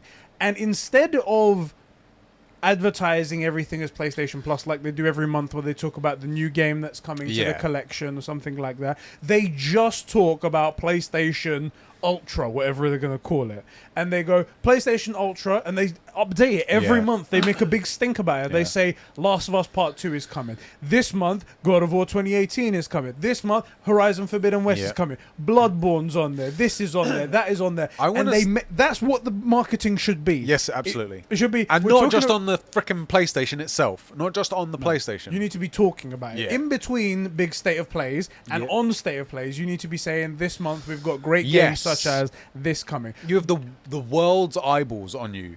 Don't go as far as Phil Spencer. No. Where you need to say gaming every 5 freaking seconds. You do exactly what you've been doing, and then say, and don't forget this month on PlayStation Now or PlayStation Plus Ultra. PlayStation Ultra. I like that name actually. PlayStation Ultra. PlayStation PS Ultra. PS Ultra. That's actually pretty sick. Plus Ultra. At your state play, and don't forget, everybody do this. Plus, anybody watching this now, use this code, some skin or something, like something pathetic, but just something extra so that you're watching it now. PS Plus does give actually free skins for like certain games. Yeah, they do a bunch of stuff. But nobody ever talks about them. Right, because then it's never freaking marketed. They never talk about it. It's never freaking marketed. I think that would be the only way to get out. And also, you need to get off your freaking ass and you need to put PlayStation 5 games on there. You can't have it as a PlayStation 4 service. You have moved on to the next generation. Your service should move on. Well, could you imagine, like, your mobile phones all come out? It's like, there's a newer wireless network that we use as superior now, and the old one's obsolete, but we're not going to use it. No, your phone only does 3G. No. The thing is, I think it's like malicious compassion where the suits are like, but if someone's on a PS4, we don't want them seeing all these games that they can't play. And it's like, one, don't show them. It's true. Like, don't show them. And also, isn't that advertisement to buy the PS5? Or two, do show them. Right? I think, what I will say, I think everybody that's on a PS4 knows that they need a PS5. Yeah. Unless they're like super casual and genuinely don't care about gaming. It's like but anybody that cares about gaming, like it's right. Anybody that really cares about gaming, so like, if you're a PC gamer, no. If you like play chess and Scrabble and stuff, like, the board gamers, right? It's called board gamers for a reason. Same with the PC guys, right? But other than that, like anybody else on console, everyone knows you need a PS5. Everybody knows it. So I think it's like they see it as like rubbing salt in the wound almost, because they are still very hard to come by. Equally, eventually people are going to freaking get them. Yeah. So start reminding people why they need one. If they were what PS5 games are you going to put on there? let's say they listen to you. They go, okay, Ed, we're going to do it. What should we go? What should we get? I think you chuck on Returnal. Yeah. Oh, yeah. Big shout. As much as I love that game, and as I said, it was potentially one of the Game of the Year games, it's not for everyone. I was going to say, I wouldn't buy it, but at the price of PS Now, I would try it. Exactly. And if someone said to you it's a PS5 game, well, I'll test it out. Right, Let's see what's going on. Maybe it is your thing. Well, I'm craving stuff to play exactly that I can only play on my PS5. Yeah. And I think Ratchet and Clank.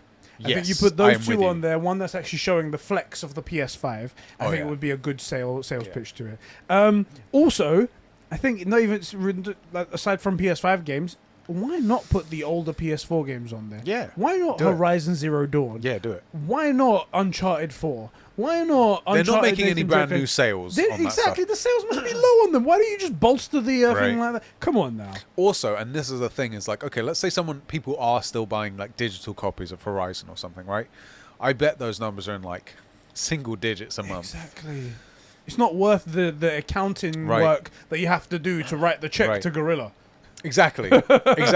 There's your royalties. What might be worth the money is, $50 or whatever it works out a year. But at that price point, most people are just going to keep it going. It's just going to renew every year. They're not going to stop it, which is how, look, that kind of sounds malicious.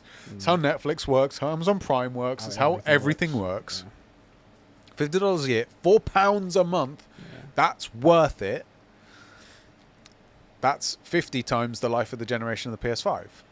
That's more money overall, and people get to play your old games, which in turn markets all your new stuff. If you're going to make a new Uncharted game, well, if they've played all the Uncharted games, although the Uncharted stuff's on the PS Plus collection, which should be in it, now they know they love this freaking game, and they're going to buy the next one for 70 because they played 4 games and gone, man, if that's what they made then on this old tech, what will this thing that can do what I played Ratchet and Clank, when I played that and it could do this, what is this new Uncharted going to do?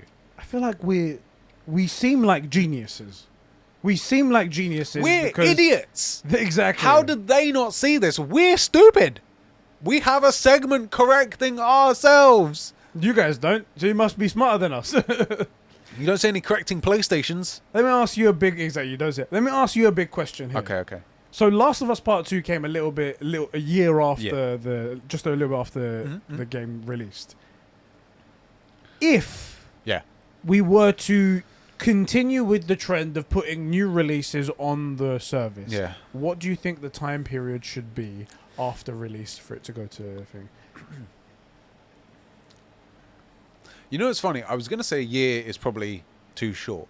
However, I think about 2 years is right for it to go to PC. Yes. So a year probably feels pretty good. It feels, actually. I was going to say, 2 years for PC feels pretty good. You want to do it shorter because it's your own loyal fan base and it pushes people to your console.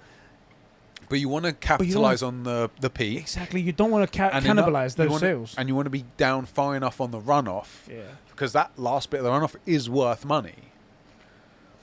Right? The question is, the real question is, of that runoff on the end of the curve, how many of those people, if you get them onto the service, are going to keep paying for it, and are you going to be able to show games that they didn't play before, that they now know they like, and want to buy the next one that comes out? Because ultimately that's the business move. Yeah. Right? I think each one would have to be a case-by-case basis. Yeah. I think there needs to be a particular rule where it's like, when sales reach X number, that's the thing. Yeah. And also, promotion-wise, if a new sequel is coming out within 6 months, bang it on the service, that might be a good thing. Even if it's early, yeah. But crucially, PlayStation, if you listen to this, I know you do, Jim Obviously, Ryan, you're always listening, you cunt. Herman Holst, love you, mate. If you're listening, all PlayStation first-party games should be on your service. Yes. Every single one. At some point. Every single one. It's your service. It only makes your service more valuable. Yeah. It's like the PlayStation Plus collection, like we said, if that had grown, then it would have been such a sales pitch to people like, buy a PS5 and you get 14 first-party games from PlayStation that all have a Metacritic of 9 and above. Yeah. That would be, and if you put that all on your service, you're just going to make it better. Yeah, absolutely. There's no reason why they shouldn't be on your service. No, none at all. Anyway, PlayStation, you're sleeping at the wheel as usual. As usual. I think it's just they're printing money and they don't need to look at where they can make more. Do you reckon that is? On this side, they're just rolling around in cash and they just don't have enough time to focus on anything else I over think here. that's it. Fuckers. Oh, PlayStation, we love you, but we hate you. True. Our next topic. PlayStation have introduced game trials to PlayStation 5. Yep. For those of you guys that don't know what this is, PlayStation sent out a little email to people to let people know that you can now try games for a limited time It's our childhood. digitally over the PSN. It's our childhood. It's our childhood. It's demos. Again. It's demos. You can, right now, if you, in certain territories, not in every territory, unfortunately, right now you can download Death Stranding and have a 6-hour trial, as well as Sackboy: A Big Adventure, another PS5 game, a 5-hour trial. And you can play that game until the trial's done. It's the full game. You download it completely onto your console and play it and go wild. Now, Speedrunners are going to be having a... oh, they're going to love it. They're gonna, I can beat this game in the trial. Done. Oh, shit, I didn't complete it. Start a new account. Start all over right. Okay, the plus sides to this are...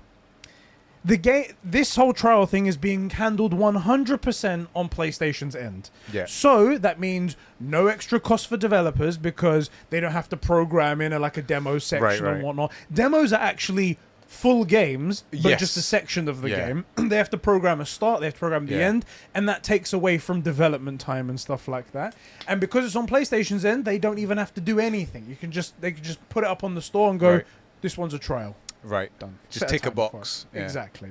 It gives people a chance to try games before playing them, eliminating risk essentially from buying any game. If I had got that for cough cough Cyberpunk 2077, I might have not purchased the entire game. Right.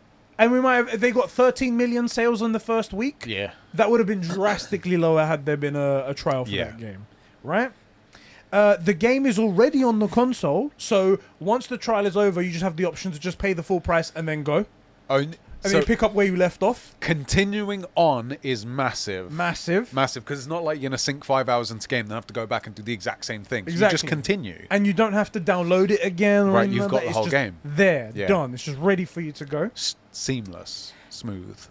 And if this was to become widespread, like everyone was to be on board and everyone was to allow it for every game on the PSN, this would completely weed out bad games. I was just about to say, because if a game says, we're not doing a trial, you don't believe your game's worth. Suspicious. Yeah. And every game would have to be good in order to get your money, because everyone will be like, okay, 3 days before so-and-so comes out, I'm going to play. Well, you don't get it early, I should say that. When it comes out, on the day, people are like, I'm going to play this right now. I'm curious about it. I'll give it a go. Exactly. Let's see how I like it for the first 5 hours. Now, question though, is it 5 hours from the time you download it or 5 hours in-game time? And now we get to the downsides of this game. There you go. So, the downsides of this. The time limit starts from the moment that you hit the download button. Yeah. However, you can plan it. Oh, shit. The minute you hit the download button. Oof. What the fuck, PlayStation? Oof. Even our internet. Everything you do has to have this side jerk to it. Why? Why? The other thing is, right? If they're saying 5 hours is a bit too much, make it 3. It's a cool service. It's your service. Make it a smaller window. Make it start from when it's completed. Exactly. So if you have a slower internet, you're going to only have... What if there's freaking updates? Exactly. If it takes 3 hours for you to download of Death Stranding, you only get 3 hours to play. If it takes 1 hour to download, you get 5 hours to play. It's one of those things. I will say... Yeah.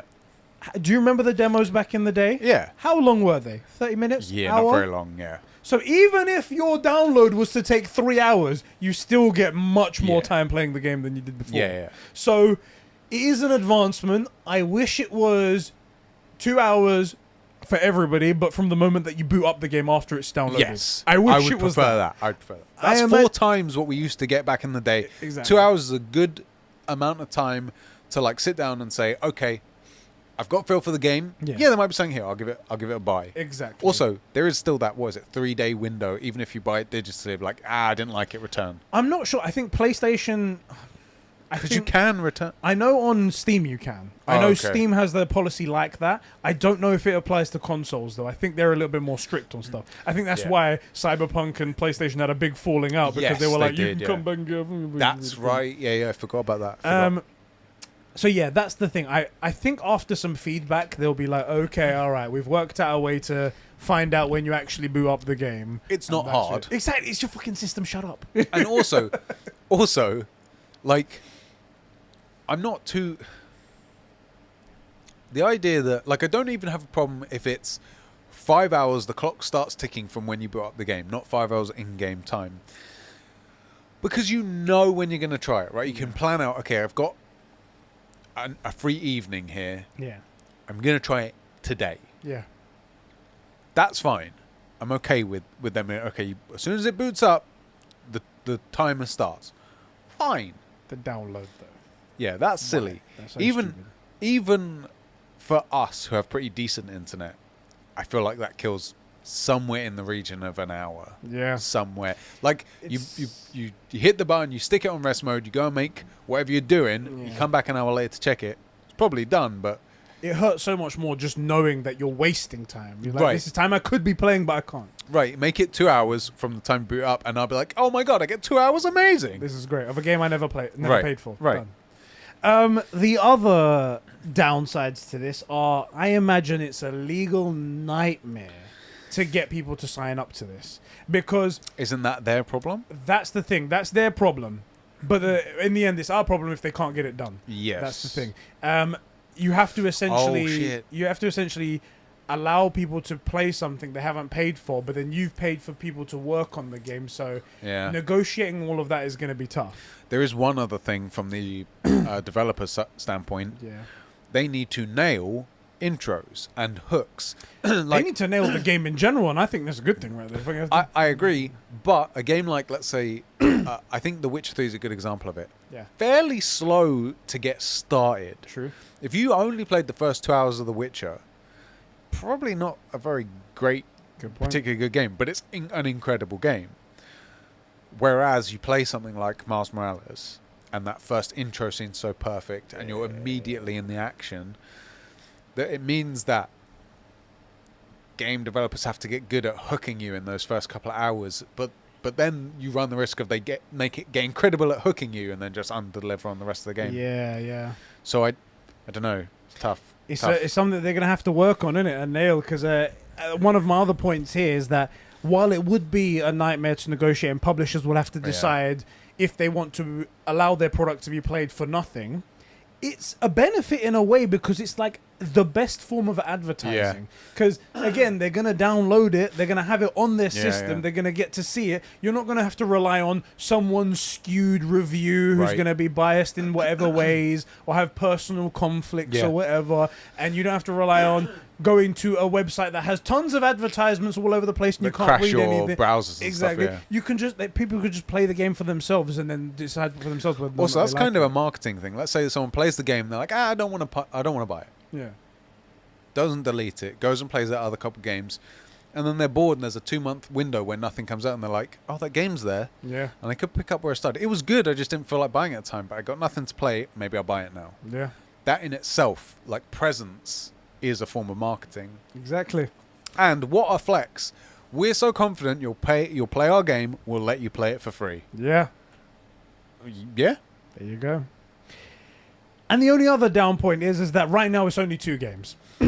Which 2? It's not Death Stranding and Sackboy Big Adventure. It's only those 2 games. Death Stranding Director's Proof of concept, though.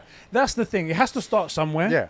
But I feel like because it was a PlayStation initiative, it should have been the PlayStation first-party games. Yeah. It should have been something a bit bigger. Should have been even not if 2 shit-tier games like those 2. Listen, I'll have no smack being talk about my BB, okay? No, but if it's a PlayStation thing, they should have hit with 10 first-party games. Yeah. Should have been the games that have amazing intros. Horizon Forbidden West. Horizon Forbidden West. Well, when that comes out, maybe. Yeah, if they say, look, Horizon Forbidden West, it's coming out. we're so confident. Yeah. We're going to trial this new service. You get to play the first 2 hours Yeah. from once it's downloaded for free. Games that have like phenomenal starts, intros, Ghost of Tsushima up there, Marvel Spider-Man up there. Games like that from PlayStation first party should have been on the list to start off with. Not a second party game, Death Stranding, and then Sackboy: A Big Adventure, which isn't even on people's radar. It's alright, but Sackboy feels kind of like Astros in the sense of like it's kind of a game that gets bundled. In fact, I think it's even less than Astros. I prefer Astros over Sackboy. I also forgot that Astros is on my PlayStation. It's in there. You can't get rid of it, and it doesn't even register for me. Yeah, it's a good game. It's alright. It is what it is. Those are the only downsides that I could think of. Let us know, seriously, let us know if you see another downside, something you don't like, or look, some of the Xbox are going to be salty about everything because they picked the wrong side, so get fricked. But if there's something you see that you think is actually a really good point, let us know, because you might think, actually, demos aren't a good idea. There might be a side to this we're not seeing, because we have got the nostalgia thing. Like, it used to be you would go out, buy a game magazine, because that's the way you'd get demos a lot of the times, and it would come with that sellotaped disc. Yep. And you take that home, stick it in your PlayStation, and you'd like select the game you want to play. And that's how I first played Abe's Odyssey. So I played Soul Reaver. So I played SSX Tricky. Yeah, boy. Like, some of my favorite OG games. A couple of racing games. I would buy magazines purely because I saw a disc for the demo. I was like, "There's a disc in this one. I'm buying it." All right. Because at the end of the day, it was like 4 hours worth of gameplay. It was games you didn't know what they were a lot of times. You didn't care. Sometimes free games. Sometimes those discs were basically like blank disc cases, but the disc had stuff on it. Yeah. Sometimes the disc had like what was on it. Yeah. Sometimes it was hit and miss. Yeah. Sometimes they didn't work. I had 2 that didn't work, and I was so salty.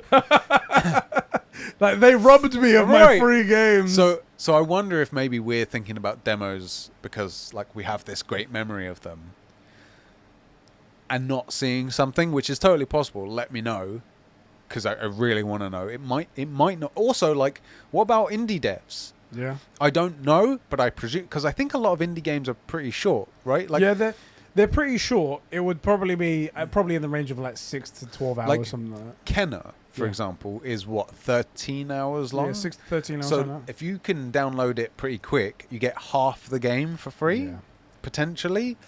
Yeah.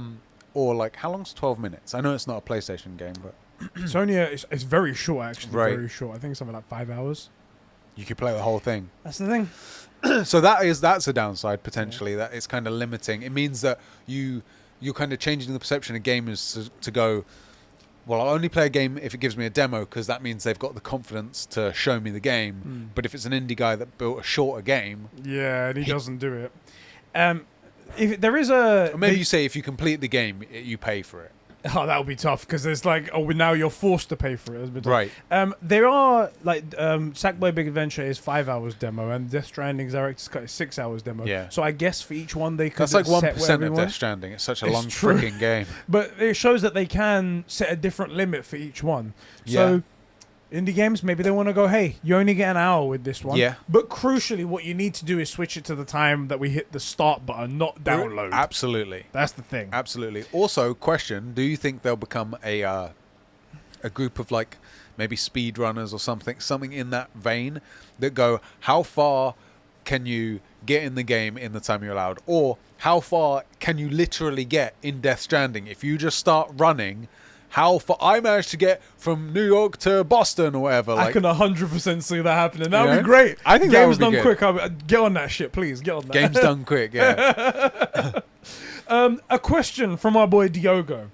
He says, Sony has unrolled their game trials for Death Stranding, 6 hours, and Sackboy Big Adventures, 5 hours, which hopefully takes off for more games too. For some strange reason, the trial starts from the download time, so slower internet gamers will have less time to play, which is a bummer. Get fricked, peasants. Peasants, here, get some better internet. Anyhow, can you see this being a counterpoint to Game Pass? Because Game Pass, he puts in a quote here, you can try games without buying them mentality. That is a thing that Game Pass users say, is that it takes a lot of the risk out of buying games. So games that do come there day one, like for example Outriders, while I enjoyed the start of it, I found afterwards it was very shallow. Right. It was very shallow, and it had some bugs and glitches. And because it came day one to Game Pass, no one had to fork out any extra money for that. So it was like risk-free gaming, they called it. However, you do need to buy a subscription. You do need to rely on Xbox going out and paying the developer to have that game on the service. So not every game is going to be there. Whereas in theory, this game trials should be, again, on PlayStation side, doesn't involve the developers. And doesn't take away from the game itself. I think the way he's worded it's perfectly. A counterpoint to Game Pass, i.e. in the discussion when you say, well, you know, risk-free gaming, here's another way to do it. That yes and no. Yes, in that it is a risk-free way to try the game, which is good. It's not like a counter-punch to Game Pass because you still have to buy the game at the full price, which is a good thing, I think. But yeah, in the discussion of like, well, you get to try the game and it's less risk on the consumer side, and I think that's a good thing. I prefer this way of doing it than Game Pass. I think overall Game Pass, hate to be that guy, but I think it's kind of toxic overall. I think it's toxic to the mentality of the consumer, it's toxic to the devs overall long term. And I think this is better, where it says, look, the devs, we have to perform, the game has to be good, and it's got to be good up front. We got to get our storytelling mechanic, counts like 7 hours to get you into the story.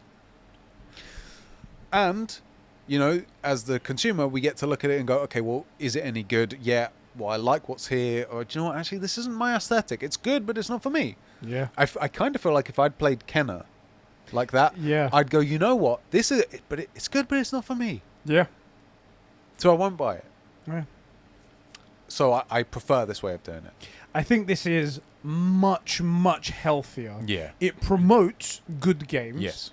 And it really severely punishes bad games, which I think we can all agree is a great thing. Bad games are bad for gaming. And it makes developers want to go for the extra mile, want to go for the extra finesse so they can actually go for your money rather than scam you, rather than leave you feeling with a bad game and a bad purchase.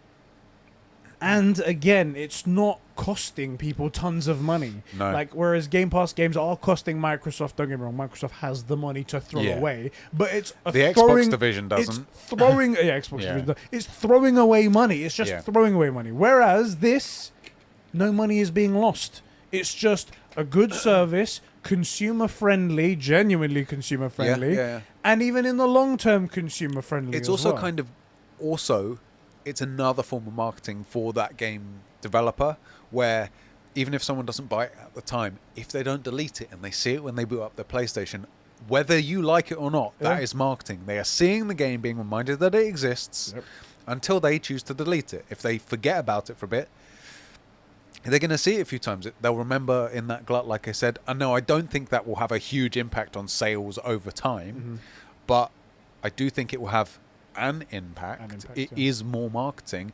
And the one thing we can all freaking agree on is, especially on the PlayStation, but PlayStation are not very good at certain kinds of marketing, and in the PlayStation it's awful. Their marketing, here's the thing, marketing can be a healthy thing. Like, I'm not just saying give money to corporations, but like when someone makes something you want that person to let you know the thing you want exists. So in that sense, marketing is good. I want to be marketed the stuff I want because I want it. I want it. I want to know it exists. I will tell you something right here. Okay. This one thing could be a real big slap to Xbox's Game Pass. Does Xbox need more of a slap? To be honest, to the Game Pass part specifically, because it's a lot of traction. Everyone talks about it. Everyone wants it, right? I think if they make this because it's their own service, they have no one to negotiate with, it's their own games, and their games are high quality, so it's going to sell afterwards. It's not going to be a trial and then, well, I'm not going to buy it. The people who are going to buy it are going to buy it anyway. I think you make this a point after you announce every game. God of War, as final official release date is Whenever X, Y, and Z, and it's coming to PlayStation 5 and PlayStation 4. And crucially, you'll be able to try the first 3 hours of the game on our new game trial service for free day one. Yeah. Congratulations. Then the next game comes out, Horizon Forbidden West, coming out February 18th. You get to try it on PlayStation 4 and PlayStation 5 completely free day one. Yeah. The next game, you get that day one. Say it after every single game. And that's the marketing. That's all the marketing you need. You don't even need to do any more after that. And you change the discussion. And then journalists will pick it up because they're apparently all pro-consumer and all about these services. No, it's even better. We'll get real reviews. Exactly. Because they'll actually play for 3 hours. They're not going to play a whole freaking game. But, the demo was really good. You should consider picking it up. And it'll be here. It'll be there. YouTubers will talk about it. Your friends will talk about it. Everyone, people who can't afford a lot of games, maybe they'll just play demos because they want to. Yeah. And they'll get to experience better, higher quality games. They'll be in the conversation straight away. And again, eventually that will feed back into money into you as well. But that, I think, could really take the wind out of the sail of Xbox's Game Pass. I agree. Question for you. Go ahead. What is the difference between a mosquito and Xbox Game Pass? Go on. Mosquito stops sucking if you slap it. That's the thing. I don't think Xbox needs any more slaps. But if they're not going to perform, fucking salt the wound, innit? I'll say this here because it comes up as it's come up so organically. Okay. So you know how on the almost a correction almost on the last podcast we spoke about how Take-Two's Zelnick, the CEO of Take-Two, spoke offhandedly on a podcast with Phil Spencer, and he mentioned Xbox's Game Pass is at like 30 million now, right? Is that right? He said 30 million, and Phil Spencer specifically said the official number is 18 million. Yeah, 18 whatever, that's the last official number we were there, and he gave a bit of a smirk, which sort of indicated that that's kind of true, but we haven't officially said anything. We haven't announced it yet. Yeah. Now, after that came out, I don't know how much thing we want to put into this, but there's no reason for him to say this and for it to be a lie. Jeff Grubb, I'm sorry, unfortunately I'm saying his name. Yeah. Jeff Grubb came out and said, actually, that was incorrect. He misspoke. He wasn't what he was supposed to be saying. I have it on good authority that the last number that we got, not official number, 23 million, has actually gone down since that 23 million. Okay. That's what the number is right there. So, obviously, they're not going to announce a drop. It doesn't make sense business-wise. For the record. But that's what but we were so positive. We were like, I think this could be right. That's the thing. For the record, we said that isn't official. We can't do it. But let's assume that's correct. I can believe it. I could believe it. Again, I still managed to dig them at reaching 30 million of, how many of those people are paying more than $1? Yeah. How many of those people aren't for free? But I could believe there were 30 million users. Yeah. And I'm willing to just say 30 million from now on in the discussion. I will give Xbox a free pass to 30 million. Yeah. And it still doesn't, but I can believe it. Yeah. I could believe it. It's weird because I hate Game Pass. Overall, I think it's really a bad thing. And it kind of makes me sad that it's gone down because I really, really, really genuinely believe a weak Xbox is going to cause PlayStation to suffer. It's why I'm so excited for Halo Infinite multiplayer being good. You know, when things are good, we big them up as much as possible. Rare, make frickin' Banjo-Kazooie. What are you doing? They put it on the Switch. Don't worry about it, man. Oh, my days. Anyway. It's weird that it's not weird that it's losing money. Those people had to start paying, and they were like, "This isn't worth the money." That's the thing. I think we've reached the point. Yeah. So we predicted this obviously a long time ago. I'm not predicting this as I'm not going to gloat or anything like that. But we predicted this that the people that got the free trials, the people that got the Cheez-It packets that give you X amount of months for free, are now dropping off. They don't want to buy that, and the surge that they had after E3, which was June, July, August, September. Oh, look at that. Exactly 3 months. Their Prime free trial. Their trial has now expired and it's going back down. So, hate to say we told you so, but we told you so. We told you so. The one real tragedy here is that a bunch of those people will have been convinced that they should be getting games for that price. They don't want to pay the price, but they should be able to get access to that stuff. It's very toxic. It's not good. Anyway, I thought I'd just interject that there because we did mention Game Pass, and it was a little thing to bring up. Yes, indeed.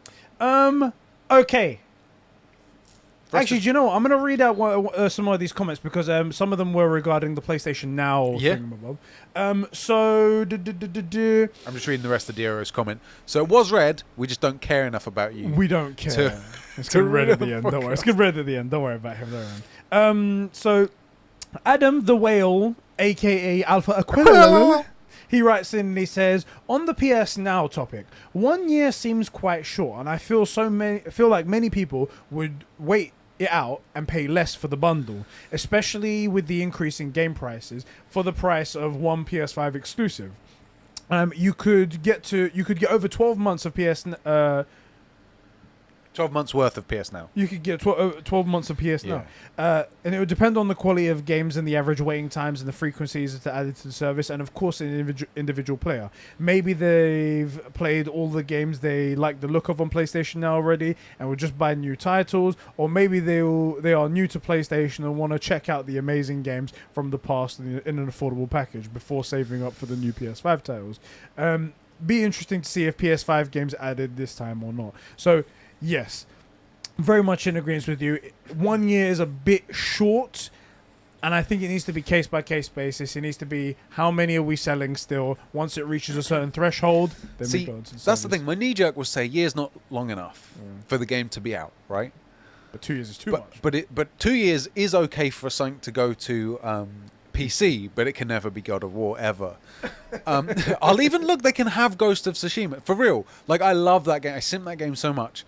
But it isn't God of War. God of War must never... It will, but it should never leave the PlayStation, ever. It's just too special. But 2 years, okay, cool, go to PC. So, I think like a year seems about right. But my knee-jerk feels like it's too short. Like it's still in its sales cycle, but... I think if you say it as this...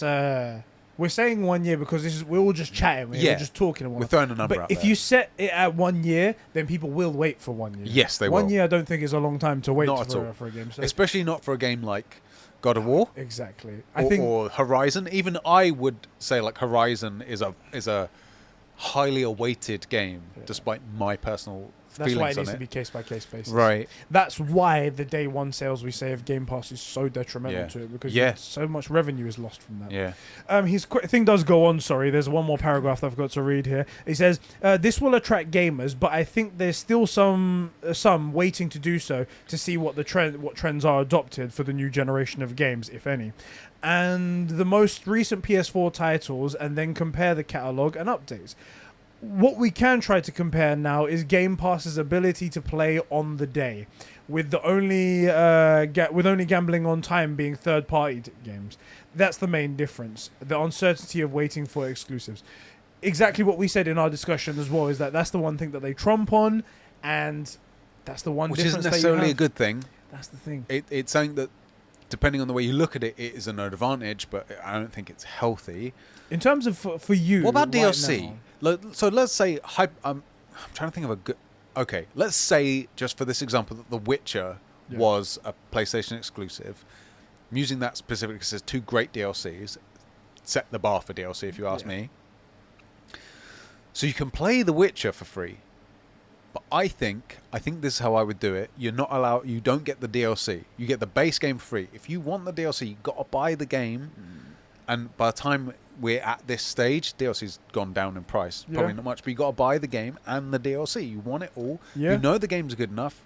You got to get it if you want the DLC. The reason I picked The Witcher because I think those two DLCs are worth buying the whole lot. Definitely. Just on their own. Definitely. But then a bit of me is like, well, why was the base game worth going on this service, but just to play some DLC, you got to buy it? I don't know. I feel like there is, like I said, a year's too short. People will wait a year. And that's not a good thing. As much money as the game deserves should go to the developers, if that makes sense, right? Yeah. Because otherwise they're not going to be able to... They won't be set up, let me rephrase this, to be in the best position to make the best game they can make next. Obviously, like The Witcher is a terrible example of what came next. But do you know what I mean? Like, at least the developer has the best chance possible to update their team, their technology, whatever, for the next game they're going to make if their game performs and they can reap the rewards of it. Yeah. And they have the incentive of saying, okay, well, this worked. Let's do more of this stuff that works. It's what people like. And if people can wait 12 months, which isn't that long to wait, then somebody that would have bought the game, if that was the only option, that revenue isn't going to the developer. Yeah. Maybe that's enough people to stop them expanding the team for mocap or for new technologies or whatever. That is it, yeah. So, I don't know. It's weird because 2 years I say is okay for PC, but 1 year is too short. 1 year is too short. There's a sweet spot in there somewhere. I don't know. It's tough. It's tough. Scary Eddie wrote in as well, and he said... That's a great DP. Or PFP, what we're going with now. I love DP. I knew I was setting you up for something like that. Putting The Last of Us 2 on PlayStation Now is good for the service and could entice people to get it, but it will never beat the mighty and superior Game Pass, he says. Interesting. I think it genuinely doesn't at this point, but... I agree with you. And I think we said at the beginning as well, like, even if they were to get like more and more games on there that are first party, it would make it attractive in quality wise. But when it comes to that day one stuff, it's just it's too much of an allure. Yeah. Here's another. And it's not going to get people to instantly sign up the way that people sign up to Game Pass. How does the demo thing affect the PS Now stuff? Because you can just download the game, right? I wonder if maybe the play is that you have the PS Now that gives you access to the games for a nominal fee. So like the big games, so like, and don't give me the, you fetishize buying stuff. Shut up. But like, what if The Last of Us 2 goes on there, right? And you can get it for like something cheap. Let's say a $5. Right, on top of your monthly fee. So it's way down, even lower than it would be to buy secondhand, and incredibly down from buying a digital brand new copy, right? But you still get the demo thing. So you get to, okay, Last of Us 2, I want to try that. Demo, you get 3 hours, 5 hours, whatever. I like it, $5. That you get the access to it for cheap. I think it's... Don't get me wrong.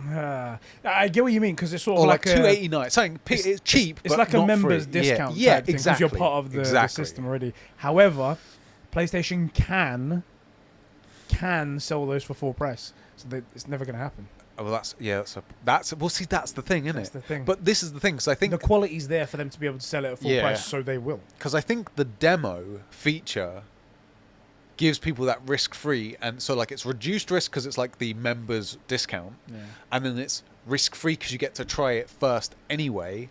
Although, here's a bit that kind of bugs me. I like the idea of demos, but we kind of already have that. It's called YouTube. Yeah. We've been putting up the first hour of gameplay of new games. So you get to see it. So, one, people get to see it, but also because we might need it. That's functionally a demo. I mean, I'm not getting to play it. There is a difference there, but I get to see what the game looks like, right? Yeah. I don't know. I think this is good, but I don't know. If it comes to like you said, the money is still going into the ecosystem, but it's a lot less when it comes to the discounts. And again, then it cannibalizes the next project that'll be coming on. So I think the idea is to stick with it. And I think trying the games, the trials are the way to go. And then bringing stuff to the PlayStation Now. I kind of... A bit, as I said, each case-by-case basis. When it reaches a certain level, the hype is dying off for it, put it on there. I think I've decided I think PS Now needs to go. Yeah. If we're going to do... Here's my pitch. PS Now doesn't need to be a thing if we have the demos, because it's the reduction of risk, right? They are slightly different services, though. But here's the thing, is knowing that these games would otherwise go to PS Now functionally for free, right? Like £4 a month, really £4 a month. Yeah, basically nothing. Instead of keeping your digital sales at 100% the freaking cost, you go, okay, look, it's been a year or 2 years or whatever. The cost of this it was $45.99 or $44.99. A harsher discounting system. Right. It's like $17.99 to play the game, to buy the game, but try the demo. The demo for free. I think that plan is good. And then get rid of PS Now. Because they're not even freaking marketing it. However, a more aggressive discounting structure isn't a sexy marketing move. You can't sell that to people. You can 75% off. No, you can sell that, but people aren't paying attention.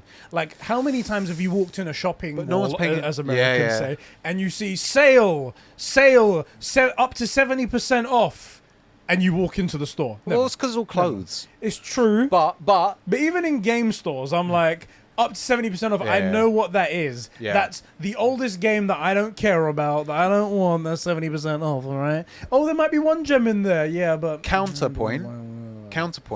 Yeah. They're already not marketing PS Now. True. Right? PlayStation, you're putting me in a corner here. So, counterpoint. I would just like it if they could just properly market PlayStation Now. I totally agree with you. I The would marketing freaking sucks. I would much prefer they say something fucking positive about their own bloody service. Yeah. They bring PS5 games on there, Yeah. and crucially, every first-party game goes there after a certain amount of time. Yeah. And even backdate it. Right now, you could...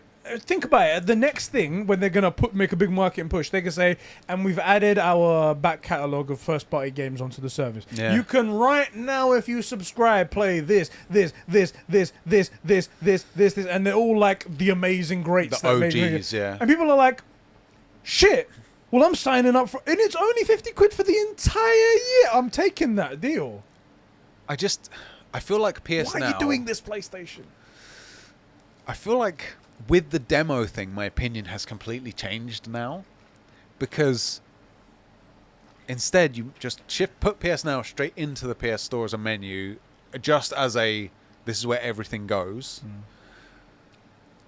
Harsh discount, try the demo, and then buy the game at a severe discount. It's a 7-year-old game. It's only a $5 or it's only a $10 or something. And if you're not sure, play the first 4 hours. You don't like it, don't buy it. I think because they're both two different like services. Yeah, I'm saying PS Now can go is really what I'm saying. I think PS Now should stay. I think they just need to make it better. And I think that's a massive revenue stream that they could make. They can make a ton of money off of it. And it will be very good for those people who want to play a variety of games, of which there are a lot of people out there. That's the thing. The variety game stuff is major, yeah. And also, it'll be a massive selling point to people who want to buy a PlayStation. You go, buy a PlayStation, get PS Now. A bit like how they say for Game Pass. They go, well, you get an Xbox, you get Game Pass. Yeah. You get PlayStation, you get PS Now. And then you play all the back catalogue of games as well. I feel like the best thing PS Now can do is be good such that in the discussion of, I'm not sure if I should get a PlayStation or an Xbox. Someone says, well, Xbox, you get Game Pass. And then someone says, yeah, but you get PS Now on the PlayStation. That, to me, seems like the only good thing that PS Now can really offer is a counterpoint to Xbox, to the Game Pass, where really, I don't think it reminds me, this kind of reminds me of, like, at the beginning of this generation, Xbox changed the discussion to backwards compatibility, everything, wherever you'll be able to play it, and it was Sony went with it, and that was a mistake, and it's cost us God of War and Horizon. And I kind of feel that's what PS Now is taking that same place of like, we'll compete with Game Pass, or we'll be something that can be in the same discussion against Game Pass to combat it. And really, you're talking past yourself. You don't need to compete with Game Pass. You're doing a different model. Yeah. And it's not that PS Now couldn't be a good service, but it's like, why do that when you have the other game trials? Right. The game trials, in my opinion, is the thing to focus on. That's freaking sick. If I was to have one thing to focus on, I'd say PS Now, you can continue doing what you do right now, which is nothing. Right. But luckily no one knows, because no one knows about it. Exactly. Yeah. But focus heavily on trials. Yeah. Make it work somehow. At least get a vast majority of games on the thing, a vast majority of publishers to sign up to it. Ubisoft games won't do it because they know that if they show the first 6 hours of a Ubisoft game, they'll realize there's nothing here. Right. They'll realize nothing there. Do you know what's funny? FIFA, same thing. They'll be like, hey, this is the same FIFA again. It's funny, I saw a review of Far Cry 6 and someone goes, I got 6 hours and I put it down. Yes, I saw that too. Yeah. Oh my God, Far Cry is getting slashed right now. So. Anyway, but focus on that. That would be the one I would say. Can I make a prediction to end this topic of the PS Now stuff? Prediction. Game trials is a great thing. it never comes to Xbox because if they do that, Game Pass goes away. Because if you can... It would. Yeah. They would undercut their own product that they have balanced the entire future of Xbox on. Because I was about to say, oh, I really hope this comes to Xbox. And then in my head, I was like, but bruv, they won't do that. It will undercut Game Pass. Prediction, it never comes to... Trials is a great concept. It never comes to Xbox because it undercuts Game Pass. Yeah. I freaking blew my own mind. You've blown mine completely open. It's an incredible idea. It never comes to Xbox because it kills Game Pass. It can't. It can't. They can't do it. They cannot do it. It destroys the value proposition of Game Pass. But it's the best value. It's the zero risk thing, right? Right. Did I just do that in my own head? I swear, like, because we're on the same wavelength. So if I say something, I'm sure you'll agree with it. I didn't think of that at all. You've blown my mind. Let me know. Seriously, let me know if you think that's a good prediction. Because I had that discussion in my head as I was making the comment. I was like, oh, I really hope this comes to Xbox. Well, they can't do it because it'll undercut Game Pass. Because it seems like Trials seems like a great service, right? But they can't do it. Right? Is it just me?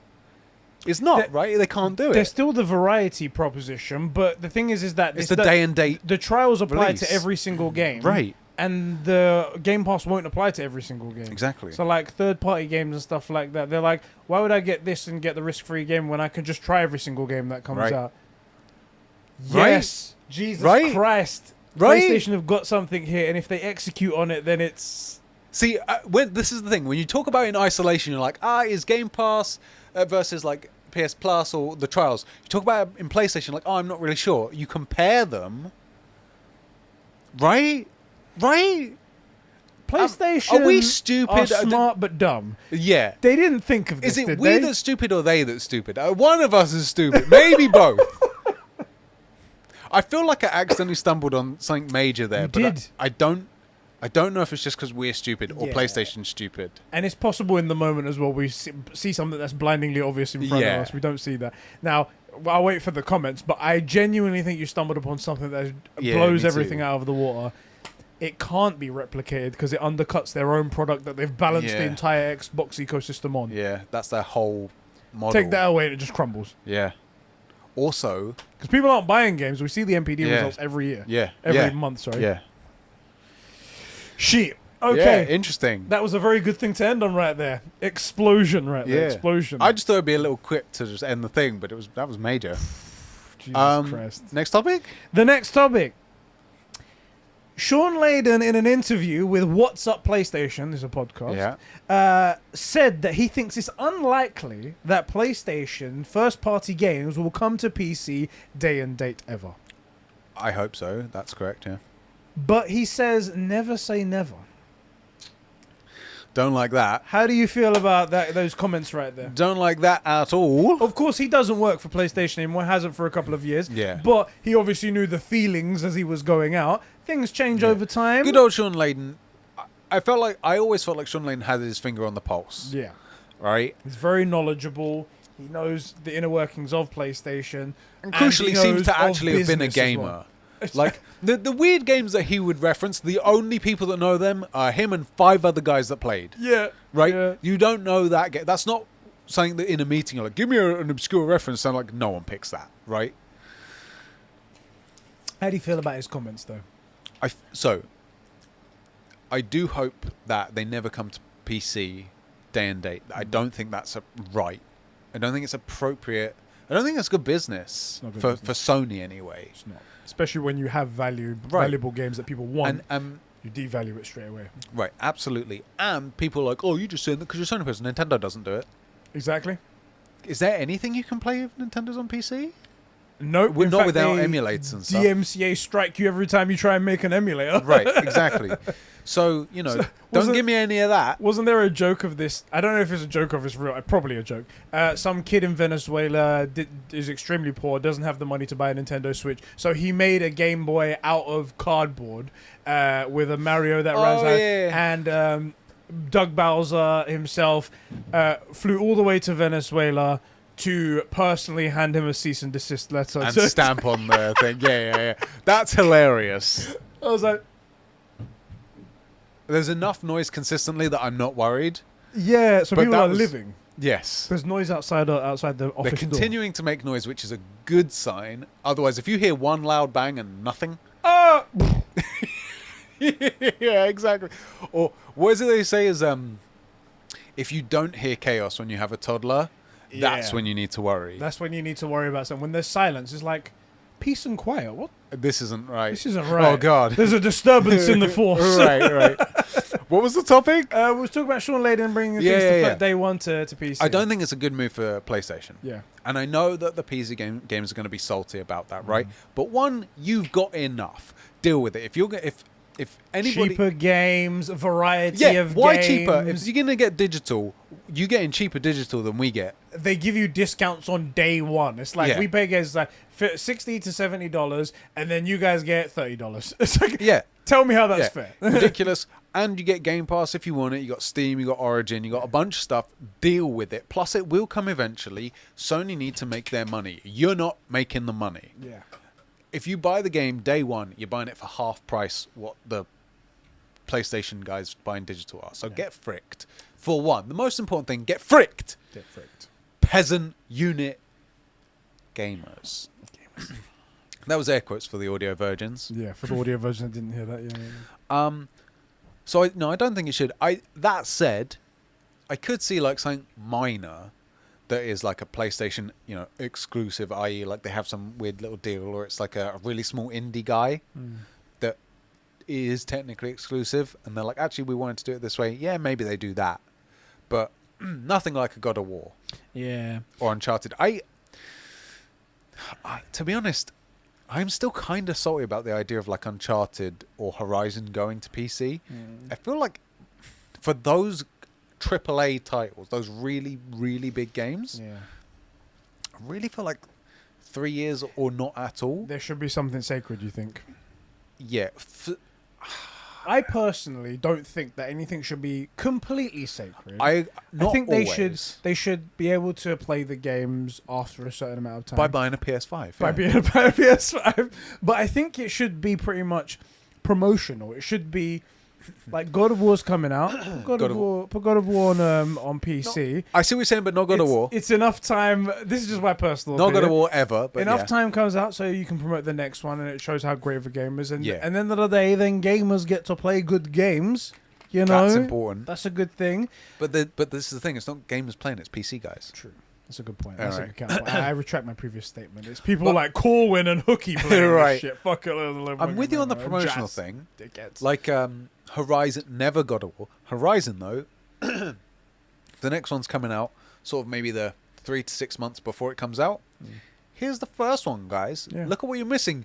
The only way to play the new one is to buy a PS5, or you have to wait 5 years. Yeah. And that's the thing, is the PC guys are sociopaths. They'll wait 3 years to play the game. Bro, It's amazing. I'll wait. this is the to get dumb it thing. cheap. Bloodborne can only be played on PlayStation. Yeah. Or PlayStation Now. Yeah. They would subscribe to an entire service, Yep. then buy a PlayStation. And I'm like, why? They're sick. And PlayStation... Corwin, you're sick And and PlayStation twisted. are holding the hostage. Yeah. They're like, we are not going to make a PlayStation, a PC port of this. No. We're not going to. You're going to buy our fucking service. Yeah. The highest played game is Bloodborne on PC, on PlayStation Now. Yeah. That is the one. Yeah. And they're holding them by the balls. They're Yeah. like, here you go, boys. Good. Frick 'em. Frick 'em. Also, What do you- I love because in my head, not being a Bloodborne guy, I can totally see Bloodborne being a PC kind of game. Yeah. I get it. That fits for me. So does Horizon. You know, I get it. I can see it. It fits. Because it's similar to The Witcher in a weird way. Never God of War, ever. Ever. Even, I hate it, even Ghost of Tsushima, which I love, Yeah. you can have that. You can never have God of War. The only way, and again, this is one of the reasons I'm sorry about God of War 5. I think the only way to play God of War 5 should be on a PS5. Because it's not okay that these guys finally give up, buy a PS4 like 15th hand for like $120 and then play God of War 4 at a huge discount and God of War 5. You know, like, Invested nothing into our ecosystem that gave them this great game. Get And then fricked. go. You disgust me. with Shawn Layden's final. Oh yeah, that's right. We're talking about Shawn Layden. With Shawn Layden's final Yeah. bit where he's like, never say never. Not our own personal feelings. No. But genuinely, do you foresee a day where PlayStation puts them out day and date? A day and date, absolutely not. PlayStation see it? isn't stupid, and the reason that Xbox is stupid is because Xbox is Microsoft, and Microsoft has more money than God, Yeah. and they don't. Had this been an Xbox decision, isolated, contained, your own Yeah. books, never would have happened. Oh yeah, because Xbox would have gone out of money It's true, a long time a long time ago. I Day think, and date, I don't see it, man. Not. I think not for no. anything major. I think no as well, because Skate 4. taking out the whole Xbox conversation, Yeah. because they've done this and whatnot. The only reason why you would put a game that is exclusive to your console, the whole point of an exclusive is to Yeah. push your own console, your own ecosystem, somewhere else, is so you can scavenge for money because you are running low on sales. Feels that way. You instantly devalue your own platform by doing that. Yep. So your platform is less valuable, you have less draw, and your the price of the units are going to be lower as well because Yeah. PCs ones Yeah. are cheaper. It shows a lack of confidence and it shows a lack of value to your own brand. That is where you go when sales have dipped. That is where you go where you know you're not going to be making the return when you aren't the people that are bringing in the customers. Yes. That's where you go. I don't think PlayStation ever do this. Not at least for the foreseeable future. No. PlayStation could tomorrow do something absolutely stupid because it's PlayStation. They do dumb shit. PlayStation and Xbox could switch places by next generation if Xbox just follows the recipe that Yes. they laid out of why PlayStation is wiping the floor with them. Yes. PlayStation could do something dumb and it could switch around. Yeah. Then maybe I can see a reality where they put games on PC because Yeah. they'll be in that desperation state, the same state that Ooh. Xbox was in before. I'll give you a different timeline where they do that. Go on. Xbox, nature takes its course. Of course, natural selection, they die. No, no further off life generations. support, Yeah, like look, the weakest animals always die. And then the console war is not Sony versus Xbox and Nintendo often. So it's not really considered. It's only two people that make consoles. It's Sony and Nintendo. And now there is a reason to scavenge the Xbox guys because then both of these guys are big enough that they don't need to, and then it really comes down to who gets the PC crowd now. Yeah. Yeah. Right? Right? And I think of the two, I hate to say it, but Sony would need the money more. Nintendo feel like a giant to me. They're unstoppable. Yeah. Nintendo make all. You know how people say like, PlayStation, they made an anti-consumer move. Right, They yeah, made an yeah, anti-consumer decision. Nintendo make anti-consumer decisions all the fucking time, and no one bats an eyelid. Yeah. Just repackage the same game. Don't even give it an Yeah. upgrade. Yeah. Sell it again full price, $60. They put James's dog in Smash instead of James's Waluigi. dog in Smash, Or Mario, exactly. They sell the Nintendo 64 controller again to people. Ev- the Super. How Right. are they doing this stuff Right. and everyone's okay? Yeah. And they change it very minutely, so it's not the old one Yeah, isn't yeah. compatible with the new thing Oh, anymore. yeah. So it's like, there you go. You have to pay for it all again. Yeah. Cardboard, Labo. if you're- they sold you cardboard. If you're Apple and you do the different chargers and different cables, the whole world goes after you. If you're Nintendo, genius. Genius, innovative. Right? Doug Bowser and what's the new guy's name? Who cares? Is the new guy If Doug it Bowser? isn't Luigi or Mario, I don't care. Once you get the guy in there called Bowser, like you now have to typecast all of your Exactly. directing body. What's it is? Is Doug Bowser the new one? Yeah, Doug Yeah, Doug Bowser Bowser's is the the new guy, one. yeah. What was the old guy's name I again? forget. Fuck. I don't think it was that. No, it wasn't that. Yeah. What's his current position? He's currently Google who was president of Nintendo. Who was America. president before Doug Bowser? I've totally forgotten. President. But the point is, Nintendo. Every time we've ever spoken about Nintendo, we've always said this specifically: Nintendo aren't in the console war; they're in a league of their own. The console war doesn't go there; it just doesn't. Nintendo stay out of it because it's Reggie. Reggie was there. Nintendo are too big for the console war, right? It doesn't affect them. And then we always say specifically, almost the exact same quote: Nintendo aren't good at losing money. No. That's I don't think they've ever lost money. No, they're just, I can't think of them ever even having a stumble. they'll just come up with a new thing that costs nothing. Fucking amiibos. I don't know how they did this. Pokemon Go. It was the worst thing ever. Do you know how much money Pokemon Go made? Too much money. Too much money. It was Too much. ridiculous. It wasn't even a Nintendo. It was a Nintendo product. It was a service. I hate mobile games, and I hate microtransactions in mobile games even more. Never purchased one. Pokemon Go was the first time I ever put money into it. Even me. It got me. You were playing Pokemon Go on your stag do. I was. We were in, where was it? Hungary. Budapest. I was like, they gotta catch the hungry Pokemon. Come on now, go. So, and that wasn't even on a Nintendo console or like device, right? Like Nintendo are incredible. So I do see a world where if Xbox dies, which, you know, fingers crossed, quickly, painlessly, El Espíritu Santos. right?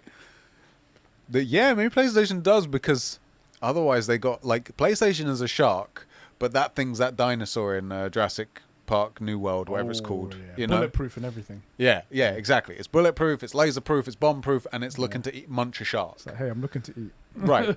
Like, that's Nintendo. So, in that world, in that, like, version of the multiverse, yeah, maybe, actually, yeah. Yeah. That's that then. Yeah. That's that. Next topic! Oh, man, this one's going long. Sora comes to Smash. Great! The next topic. Yeah.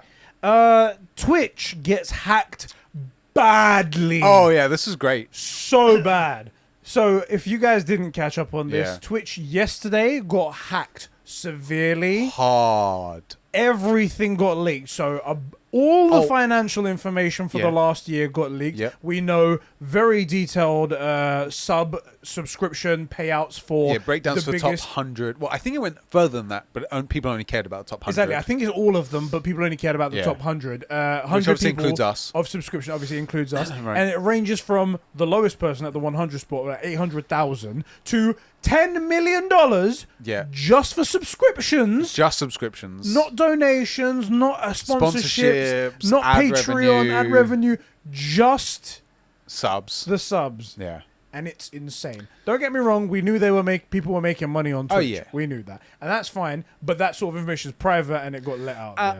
And here's one of those things is whenever we would say, okay, someone has like 1,000 subs, what you would do is you would say, well, probably some of them are above the tier 1 sub. They're tier 3 subs, right? Which goes up to, I think it's $25. Yeah. But you can never know that for sure. So the safe bet, just assume they're tier 1 subs, right? How much do they get? Okay, cool. That'll be our Times figure. it by $2.5. Right. That'll be our figure. Nah. So fucking high. Massive. Also, it's worse. They took most of Twitch's source code. Yes, they took their source code. They apparently, for some reason, it was in Twitch. I guess there was going to be an integration in the future. Yeah. But there's a storefront as well that Yeah. they have, like a Steam competitor called Vapor something. Vapor, or which is pretty good branding if you're Yeah. going up against Steam. Vapor versus Steam. I See get what it? you did there, Twitch? I gave it that. Apparently, that's going to be coming, and that got completely leaked. Passwords for everybody. All of them. All of the passwords. So if you've got a password with Twitch, highly recommend you change it. Yeah. If you have two-factor authentication, though, you're probably pretty safe. Yeah, you're 'cause probably that can't be okay. faked. I should change my personal Twitch, actually. Exactly. There's that, all that sort of stuff, and it's very interesting to see. Yeah. It's funny when stuff like this comes out because there are some people who just want to start drama, Right. and people have pulled up like Discord messages between certain Twitch streamers who have turned down other people for certain opportunities or whatever it might be, or have disagreed with people for certain figures and things like that. And then they find out, oh, they're making so much money over this side, so how come they couldn't do this for this person and stuff like that. I think that's kind of shitty. That is shitty. Because end of the day, it's their own business. It's their own Yeah. thing they want to do. And how much they make is their own thing. Okay. And whatever they value themselves is their shit, you know? Just let them do their own thing, bro. That's one thing. You said something very important, which is it's their own business. And not just it's their own personal business. Like, it's it's none of your business. Their life, innit? Yeah. Their business. But it's also their business. And so when people are like, you can't go up to McDonald's and be like, "Oh, hey, my grandma's sick. Will you give me $200?" Yes. Right? And the real difference here is you're interacting with the business directly as a person, right? Because they're the front of the business as well. But most of these guys don't do everything themselves. They have editing teams. They have moderating teams that are paid so they can be there for the 12-hour streams. Oh, my God. Yeah. You know, like, there is a bunch that goes into the top sub thing, Critical Role. Yes. That's the Dungeons and Dragons thing. Yeah, they have a huge team. Yeah. Massive. They have, like, and multiple... the talent. They're fucking all Hollywood. Oh, my God. They're all basically Hollywood actors in the voice acting community. Easily. They're making... It's like, imagine if you had a podcast with RDJ and, like, Chris Evans and stuff like... That's them and Robert De Niro. Exactly. That's the voice acting equivalent of who these guys are. Exactly. They're the sound. They have a sound team. They have a video team. They have a moderating team. They have a lore keeper. Yeah. So the game, you know, they build up this whole world. Like, takes a lot of prep. Someone has the job of remembering and noting down what happened, so that when people who are really into this thing ask questions, someone can be like, "Oh yeah, in that episode, you actually said this and you went here." Yeah. Because no one person can keep track of it, right? Yeah. They have a huge freaking team, a studio. So when you see 10 million just for subs, you're like, right, it's not that much when you break it up into all I mean, these people. Don't get me wrong, it's great. It's great money. Very but good money. Like, just saying, if it was a business and you were hiring them as actors, it's not enough money. Yeah, it's not. It's not. That's why those people who are on there is... Who's the... Laura Bailey's on there, right? Yeah, oh yeah. That's why Laura Bailey is still working as a voice actress. She's not just going to do that because if it was all going in her pocket, she probably would be like, do you know what? I don't need to do anything else. Also, thank God she's still working, because if you like games, you do like Laura Bailey. Exactly. She's in everything you like. Yeah. Everything you like. So's Amy Johnson. So's freaking Troy Baker isn't on it, but he's a good example of it. Matt Mercer's in a bunch of this stuff. Liam, I forget his last name. Like, a bunch of these guys. Yeah. You know a bunch of them. I saw one person. This is just a personal thing. I follow a YouTube channel called Funhouse. Yeah. They've broken up pretty much most of the gang now, but one of the guys left, and he left to do his own Twitch thing on the side. And I was like, oh, well, I hope he does well. I hope everything goes right. Yeah, Turns out he's doing fantastic because he's in that top 100. Right. And I'm like, yeah. Now, all right, you're making money. I will say some of these guys, even in the top 100, are really doing it all themselves. Yeah. And for those guys, well done. Yeah. Like, really well done, because that's some significant earning potential right there. Yes. But the real question I want to ask, why aren't you guys giving us all that money? It's true. I mean, big boy Billy and Shawn, them two are really going them for two it. are holding it up. They're like, oh, Conbrosations. Yeah. We're pushing down. We're like, oh, and them two are We're trying to really weigh them down. They're doing the Superman, like, oh. They're those Amazonian chicks trying to hold the stuff so the queen can get out. Isak, Shawn, and Big Boy Billy, they are 3 yoked Amazonian chicks. Yeah. That's what they are. And the thing is, in this metaphor, we're supposed to be the queen, but we're actually Steppenwolf wrecking stuff, making it hard for them. Making it worse for you. Right. And eventually you'll end up the same way, buried under a building under the sea. Yeah, unfortunately. So Sucks all of your work is for nothing. Right. Anyway, that happened, and there was one or two minor things. It was very interesting, actually. It was, yeah. It sucks, and a lot of that stuff's private. I mean, it didn't expose any like conspiracies or anything like that. It was just private information that made public. It's private, and for a reason as well. And I think, you know, because it's private, it's up to those people to reveal, and money is something that a lot of people really don't like talking about. Some people don't mind it, but a lot of people do. It's because a lot of people take it in the wrong way, and also changes the perception of the person when you hear X amount of money. When really, that person is still the same person. Right. They're just being compensated in a way. Well, and also, someone sees that money and they go, oh, this person made $3 million from like 2019 to 2021. And like, most people don't understand real amounts of money. And so they go, that guy has $3 million. No, probably half of it's gone in taxes alone. What about cost of running the business, your editors, your moderate, you know, all your teams, your running costs, your bills have to, everything you do comes out of that, travel costs, all that stuff. Like, it's great money, but they don't have $3 million in the bank, you know? And so there's this perception of like how much they actually have and what they're doing with it and how they spend it. Like, really, it's none of your freaking business. Also, give us more money. Yeah, please. I mean, that's the main takeaway. Right. Is that we weren't in that top 100 list. And to be honest, if anyone's going to get hacked, it should be us, because we're more successful than other people. Yeah. I want to be a target of hackers because of our success. And it's down to you slackers to make it happen. What are the last things? A few minor topics to come. I'm going to bang through these ones here.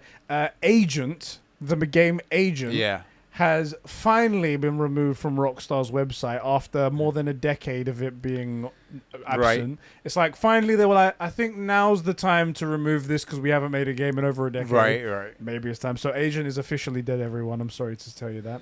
Sag. The GTA Trilogy, the definitive edition, there's too many the's in that, has surfaced on the Rockstar launcher. Okay. People have ripped apart the source code and have found 3 logos, and it looks beautiful. They look great and whatnot. GTA 3, Vice City, and San Andreas. So that's the 3 I would have picked as well. So I would have personally loved to see GTA 4 in there as well, or rather than 3 even. So I feel that. But it's what it is. What it Vice is. City and San Andreas. Yeah. Okay, yeah.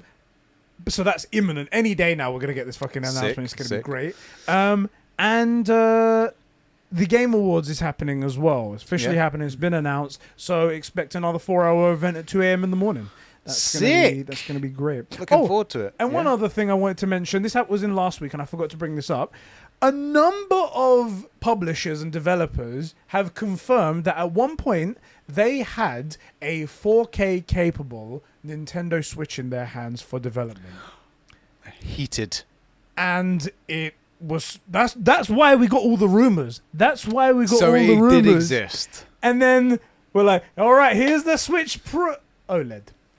Because to be clear, that is not just a screen issue. Yeah. 4K is not just a screen. You need a GPU to handle it. You need clearly an update. A pretty big GPU. Even today, handling 4K isn't easy. And on mobile, a mobile device. Handheld, yeah. Fucking hell. That's pretty monstrous. Anyway, so at least it was real. Because we covered a bunch of rumors and we thought it made sense and it...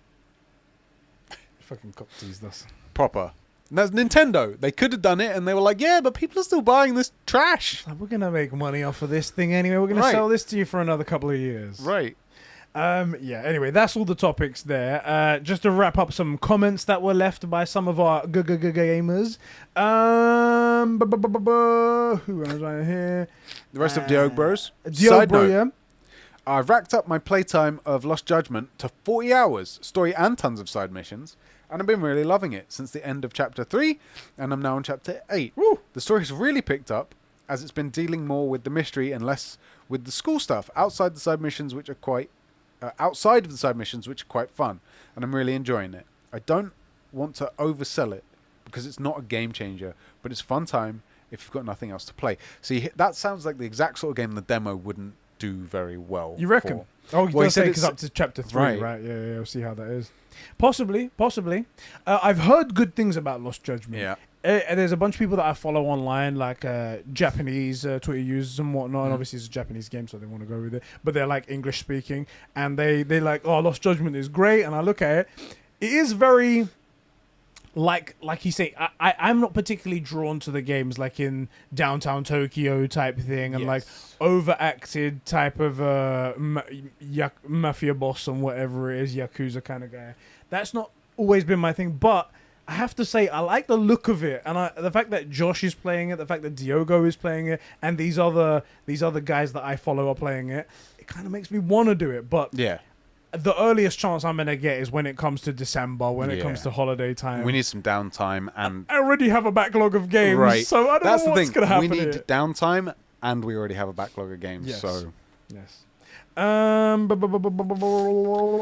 Aquila. Adam the Whale, aka Alpha Aquila. Yeah. He says, so Alan Wake Remastered launch, and it's a beautiful game. And I don't just mean in terms of visuals. I'm falling in love with the game over again. Definite game of the year for me. Bold statement, huh? I stand by it. Interesting. I just want to get the, because there was one Patreon comment as well from our boy, I think it was Jack Nicholas. Let me just go down to him. Yes, okay. So did I put 63 here? That's strange. Anyway, Jack Nicholas writes in. And That's his real name. That's his real name right there. Hello there. Thought of a topic that should be hopefully quite interesting to discuss. How long do you think this current generation of consoles should last? Sorry, is going to last.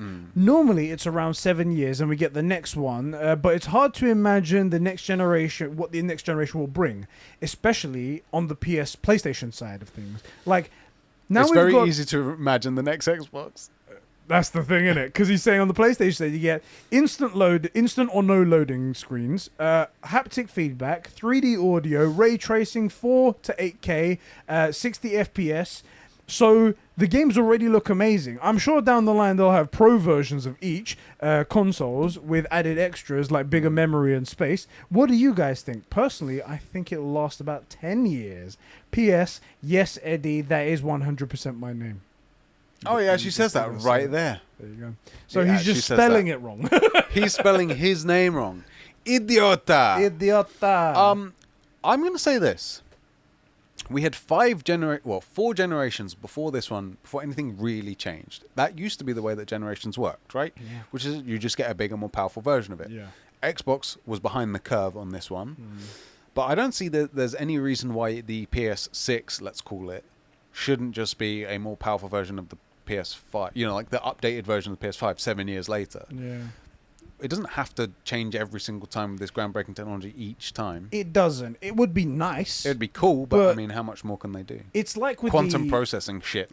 It's like with the Apple phones and whatnot, where like at the beginning they would do genuinely like revolutionary things. They'll do a brand new touch screen that's never been done before, and then that defined how touch screens should be. And then they did something else, and they did something else. They put like a high resolution camera in something, and then for the past 5 years, it's just been a slightly better camera. Yeah, not much. A slightly even better camera. An even better camera. And it's like, okay, we get it. We get it. Camera is good. Yeah. We get it. But now it's front facing and it's that quality. And that's kind of where sometimes things go. And that's because, I mean, technology needs to be invented. Don't get me... Like, we've only just recently got the flexible OLED screens and whatnot. And you see in some Samsung phones where they got that. When it comes to a console, there needs to be something that's invented in it that makes it amazing. The SSD was the jump this time. Bruv, I'm going to have to stop you there because I'm actually about to piss myself. Oh, shit. Okay, well, you head off and I'm gonna talk. I'm going to talk for a little bit. Oh, God, I'm trapped. Okay. Bursting. I'm probably going to have to cut that out because the lighting's all changed and everything now. Yeah, okay. I'm sorry. Seems that they'll never know. They'll never know. Edit there. There we go. So, no one will ever know. As you were saying, in the exact middle of your perfect flow. Yes. I was saying that innovation, it comes with technology, right? The technologies need to be invented in order to put in it. And because it's like a hardware unit, because it's a console, there's very limiting stuff you can do. I think possibly the innovation might come from a different form of input. Controls have stayed the same for a very long time. PSVR 2 leaked controller, that's it. That's what I think it might with be. The haptic, because I think the haptics are beta test is strong, but for that controller, it's the infancy stage, isn't it? That's what it is. I think controllers have stayed the same for a while. We've made quite a leap forward with the haptics in the DualSense controller, which is fantastic.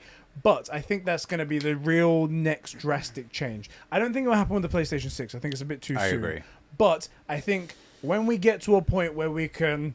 I'm praying this comes soon before I die. The holodeck. Is the, like, just reads your thoughts. Right. And you just do what the fuck you want. Oh, my God, that would be so great. But that's how I think the next thing will be. But that's way I too kind far of in the agree with future. you. I think probably we're moving more towards the VR stuff, and input is the way to go. If you think about it, controls between even really the DS5, I'm never calling it a DualSense 5 for it's the DS5. And that, the original, the NES or SNES, whatever it was, the little grey thing with it was basically a Game Boy. It was two buttons and the D-pad. Yeah. There isn't that much difference between that and even a DS5. Forget a DS4, right? There's not that much difference. It hasn't changed drastically. Yeah. The input is still the same. The feedback it gives you is different. But the input, the way you input your information, what you want to do, not drastically changed. Yeah. So, I'm kind of with you. And I personally think the big thing is going to be that PSVR 2 handset. We know they have the patent for it. I think it's going to be something like that. I think if they manage to nail those controllers, by the way, Yeah. that could be a way that you control even without the VR headset. Yeah, Like, I agree. And if they add some sort of like the gyros into it or something like that to somehow do something, whatever it might be, it could turn out to be this is so intuitive and so perfect and so good that we use it for everything now. So I agree with you to the extent that I believe they will bring out a product that connects the two, so it feels more like a standard controller for games like Apex and stuff. You know, the first-person shooters. It's gonna be because otherwise you'll be all over the place like this, and it'll be harder to like aim and stuff. Do you know what I mean? I'm gonna find this. There was an old patent, if I can find it. There was an old patent for a DualShock controller that was meant for VR that could split. Oh yeah, that was. Oh, here we go. So here we go. Yeah. You can see it here. I'm gonna put it up on the screen now. It's got like the light balls at the top, which was meant to be for PSVR, but down the middle you can see it just sort of like twists apart and it's split into two, and that will kind of be like what it is. It wasn't together. That's a better way to do it. You got the two handsets, but then you just click them together, and it's basically a controller. Yeah. I could see that being the way. But then your buttons would be on the back. But I don't think that's a huge adjustment, really. Exactly. Yeah. Anyway, that's just that's I agree with you. I think that's it. Thank you for writing in there, bro. That was actually a really nice question. It's an interesting topic because this is such a giant leap, and only one console has done it. There are multiple consoles out there. The Switch hasn't changed at all. They've added Joy-Con drift. They added Joy-Con drift. They did. And all I'm hoping for now is that they add it to the other Joy-Con as well, and then we're good. Right. Then we've got just Joy-Con drift all over the place. Here we go. The Xbox... It was we were pretty harsh on the Xbox because they did the normal thing, and it's only harsh in comparison to when you compare it with PlayStation because they made such amazing leaps, and it really felt like they were doing stuff for us, the 3D audio, the haptics, and all that stuff. But there was nothing for Xbox to say, oh, maybe we should go and do all this development. Sony just care about you more. It was very much they care about your money more. It was very much what they did was they were like, okay, the Xbox One came out and they were trying to focus on TV because there's a lot of money there in advertisement. We can get that stuff right there, and that failed. And then the thing that really stuck out was that the PS4 was more powerful and it could do higher frame rates and do higher resolutions, and that was the whole generation, as people would say. And then they were like, well, this time we're not going to get caught off guard. We're going to put even more power in there. Yeah. So much power in the console. And they're like, oh, shit, wait, there's other things that we could be doing. Oh, crap. Yeah. They didn't pay any attention to that. Right. And PlayStation have now taken a head again by doing more innovative stuff. PlayStation kind of, in a weird way, did them dirty. Because the new SSD alone would have been a pretty major blow. Very much so.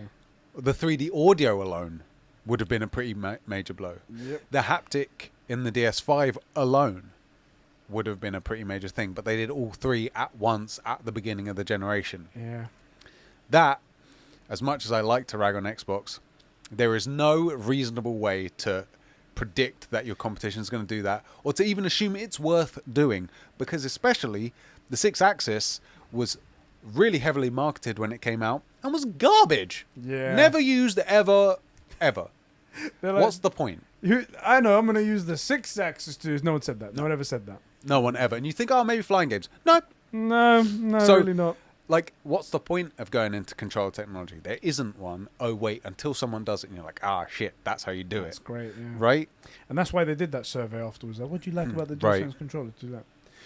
Orphan T writes in and he says, I've been saying PS won't do day and day because it's dumb. It's a dumb move, and I don't have PS now in my country, so I couldn't care less about the extra subscription services. However, he says, off topic again, something I didn't know about Death Stranding was that the terrain actually changes if a lot of people have walked on that path. Like rocks and stuff get moved out of the way, which is a nice detail.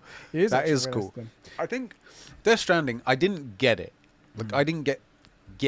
It didn't suck me in, and I didn't like really vibe with it. Yeah. But I did like, I probably put 10 or 15 hours on it, a decent chunk. Most of it obviously looking around nowhere near the main storyline. And hitting the touchpad and going, hello. Right. Hey there. Right. But it was cool whenever you did that and another player responds. Yeah. That was cool. Or like you're trying to cross somewhere and you see a ladder and you're like, wait, I didn't put... Oh, wait, another player... Right. that's pretty cool. Yeah. Didn't really get it. It didn't seem to help me too much. Like a little bit of me was like, well, if they're leaving random ladders here, why do I have to fix the road? A bunch of really keen beans will have fixed the road. Why don't I get to benefit from that? So I didn't get it. Yeah. Also, I understand that if you don't have to do it, then there's no incentive to do half the stuff in the game. Yeah. But there are some cool touches, though. That's a cool one. That's a cool touch. Scary AD also wrote another thing in another part of the topic. He goes, there's an annoying thing with the PS5 because you just got a PS5 Is it recently. us? It's our faces are on it. That's it. Which could probably get fixed easily, and it's that I have the physical version of Metro Exodus on PS4, and it comes with a free PS5 upgrade. So Right. I deleted the PS4 version, but every time I turn my PS5 off or put it into rest mode, the PS4 version keeps coming back. Is that on the new system software? Because that was a problem with the old system software where you had to choose in the game version. It was like an option button. With the new one, it should be fixed. But allow deleting it, it just comes back. Like, fuck it hell. Okay, I'm glad you said that because I have that with Ghost of Tsushima Director's Cut. No I way. have 2 Ghost of Tsushimas on my, not laptop, PS5. And it keeps booting the PS4 version up. I haven't had trouble with which it boots, but it won't let me get rid of one. Oh, shit. And, although I don't think it's taking up space, I think it's just 2 icons, but they're Okay. both link. It's very weird. Okay. I'll go one further, though, because I still have my PS4. I use my PS4 as like a Netflix machine now for my girl. Since the 9.0 update, I cannot get into the media section. That's You know, if you hit the TV, Yeah. the old icon, and it would bring up like Amazon Prime, Netflix, Disney, it just loads. It just gives me the load, the symbols. You're stuck on that now. The only way to get in is to go up to the downloads and find the update for the app, and then you click that and it launches the app. It's the only way I can do it. I've been meaning to tweet PlayStation. PlayStation. Well, yeah, but I have more important things, like tweeting the Ghost of Tsushima guys. Right. I forgot, sorry. Right. Also, I'm like, That's a shitty thing. it's not even that annoying. It's just slightly inconvenient. Slightly inconvenience is worse. It's just this, No. it's this minor inconvenience. It's a major inconvenience, actually, to my girl, who it took her ages to, because she's not a gamer at all. If you think of someone that doesn't game, like walking around in a game, like doing this and strafing, looking at the floor, she's that kind of person. Right? It's not her thing. like Diogo. Exactly. Yeah. Well, half these guys are the 4 pillars. Yeah, the 4 pit. Oh, yeah. Right, yeah, better yeah. example. George, fucking dickhead. Freaking Gerg. And it took her a fairly long time to actually pay enough attention to where stuff was originally, but at least it made sense. I was in the TV. Click the TV, right? Now she cannot find this stuff. The only way for her to watch the stuff is either to go on the PS5, but sometimes the TV's on a different HDMI. Yeah. And she doesn't care about that stuff. She normally waits for me to pick movies and stuff anyway. So it's a freaking nightmare. Yeah, I bet. Fucking taking the time out of your day because you have Right. to sort this out for her. To now. the point where she's like, she'll have it on for 20 minutes, but not really be paying attention. She'll be on her phone, and then just end up watching Netflix on her laptop. And I'm like, but we have a PS4. Yeah. Or even the PS5. You can use the PS5. Not for any gaming. Don't touch my You dare freaking touch games. it. Don't ruin my KD. But, Improve your KD. wow, she's a KD clinic, isn't it? But that is frustrating. So I have your problem plus one. There we go. I'm actually really glad you wrote in because I was kind of embarrassed that I couldn't get rid of it. And I didn't want to mention it. And now you're like, be like, seeing as we're airing grievances. right. Well, because a little bit was going to be like, oh, you just do this. It's so obvious, right? And I'm like, I've figured out to press delete. Like I've deleted games before. And it's not working. It won't go away.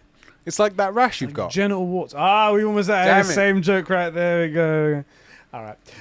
That's everything we've got to talk about here today. We had a big old episode today. Yeah, it was meaty. We had a little bit before, so nearly 2 hours and 45 minutes right there. Yeah, boy. Which is really awesome. Thank you guys for tuning in for another episode of the True Game Podcast. Yeah. I hope it was as good as I predicted it would be. I felt like it was a good I feel one. like this was a good one. Good conversation. And we had a mind-blowing moment from We you. did. That was really not good. I wasn't expecting that to be a big point. Yeah. Let us know how you guys felt about everything we mentioned in the comment section below. Remember, if you've got any corrections to make, also drop them down there. But we're the best, and we're always right. Exactly. When we say something, it becomes correct. Correcting Conbrosations is just 30 seconds of dead air where we look for corrections but can't find them. They're like, no, there's nothing there, man. I'm getting to the point where I might purposely say something incorrect so someone has something to say. Just to fill the segment, right? Because otherwise it's just empty. I'll tell you what. I'll do it now. Yeah. Red Dead Redemption is the best game ever. Go on, correct me. Go on. That'll be good. Yeah. In the next one, it'll just be 50 comments of obviously that's not true. It's God of War. God of War, guys. God of War. Set them up. Set the pins up for them to knock them down. Yeah. It's a gimme at this point. Exactly. All you got to do is nudge the ball into the hole, and you win the game. Well done. There you go. All right, guys. We'll catch you all in the next one. Thank you for tuning in. Thank you for all the support you guys give us over on Patreon. We love you. All right, catch you in the next one, bro. See you next time. I'm not going to do anything. Don't look for anything. I'm not doing anything funny this time. I'm not going to do anything funny this time. That's good, because I was going to include 20 minutes of black screen. Oh, okay. But that do you know what? That'd be good. They like it. They love it. Do you think they're going to get angry at the Sora thing? Who gives a frig? It's them. Who cares? It's, also, Kingdom Hearts fans. Two shit games. No one likes Smash. No one's like Kingdom Farts. Who cares? Exactly. Fucking talking about it. Also, so what? They put James's dog in the game. No one cares. No one cares. It's a dog. You know? Disgusting.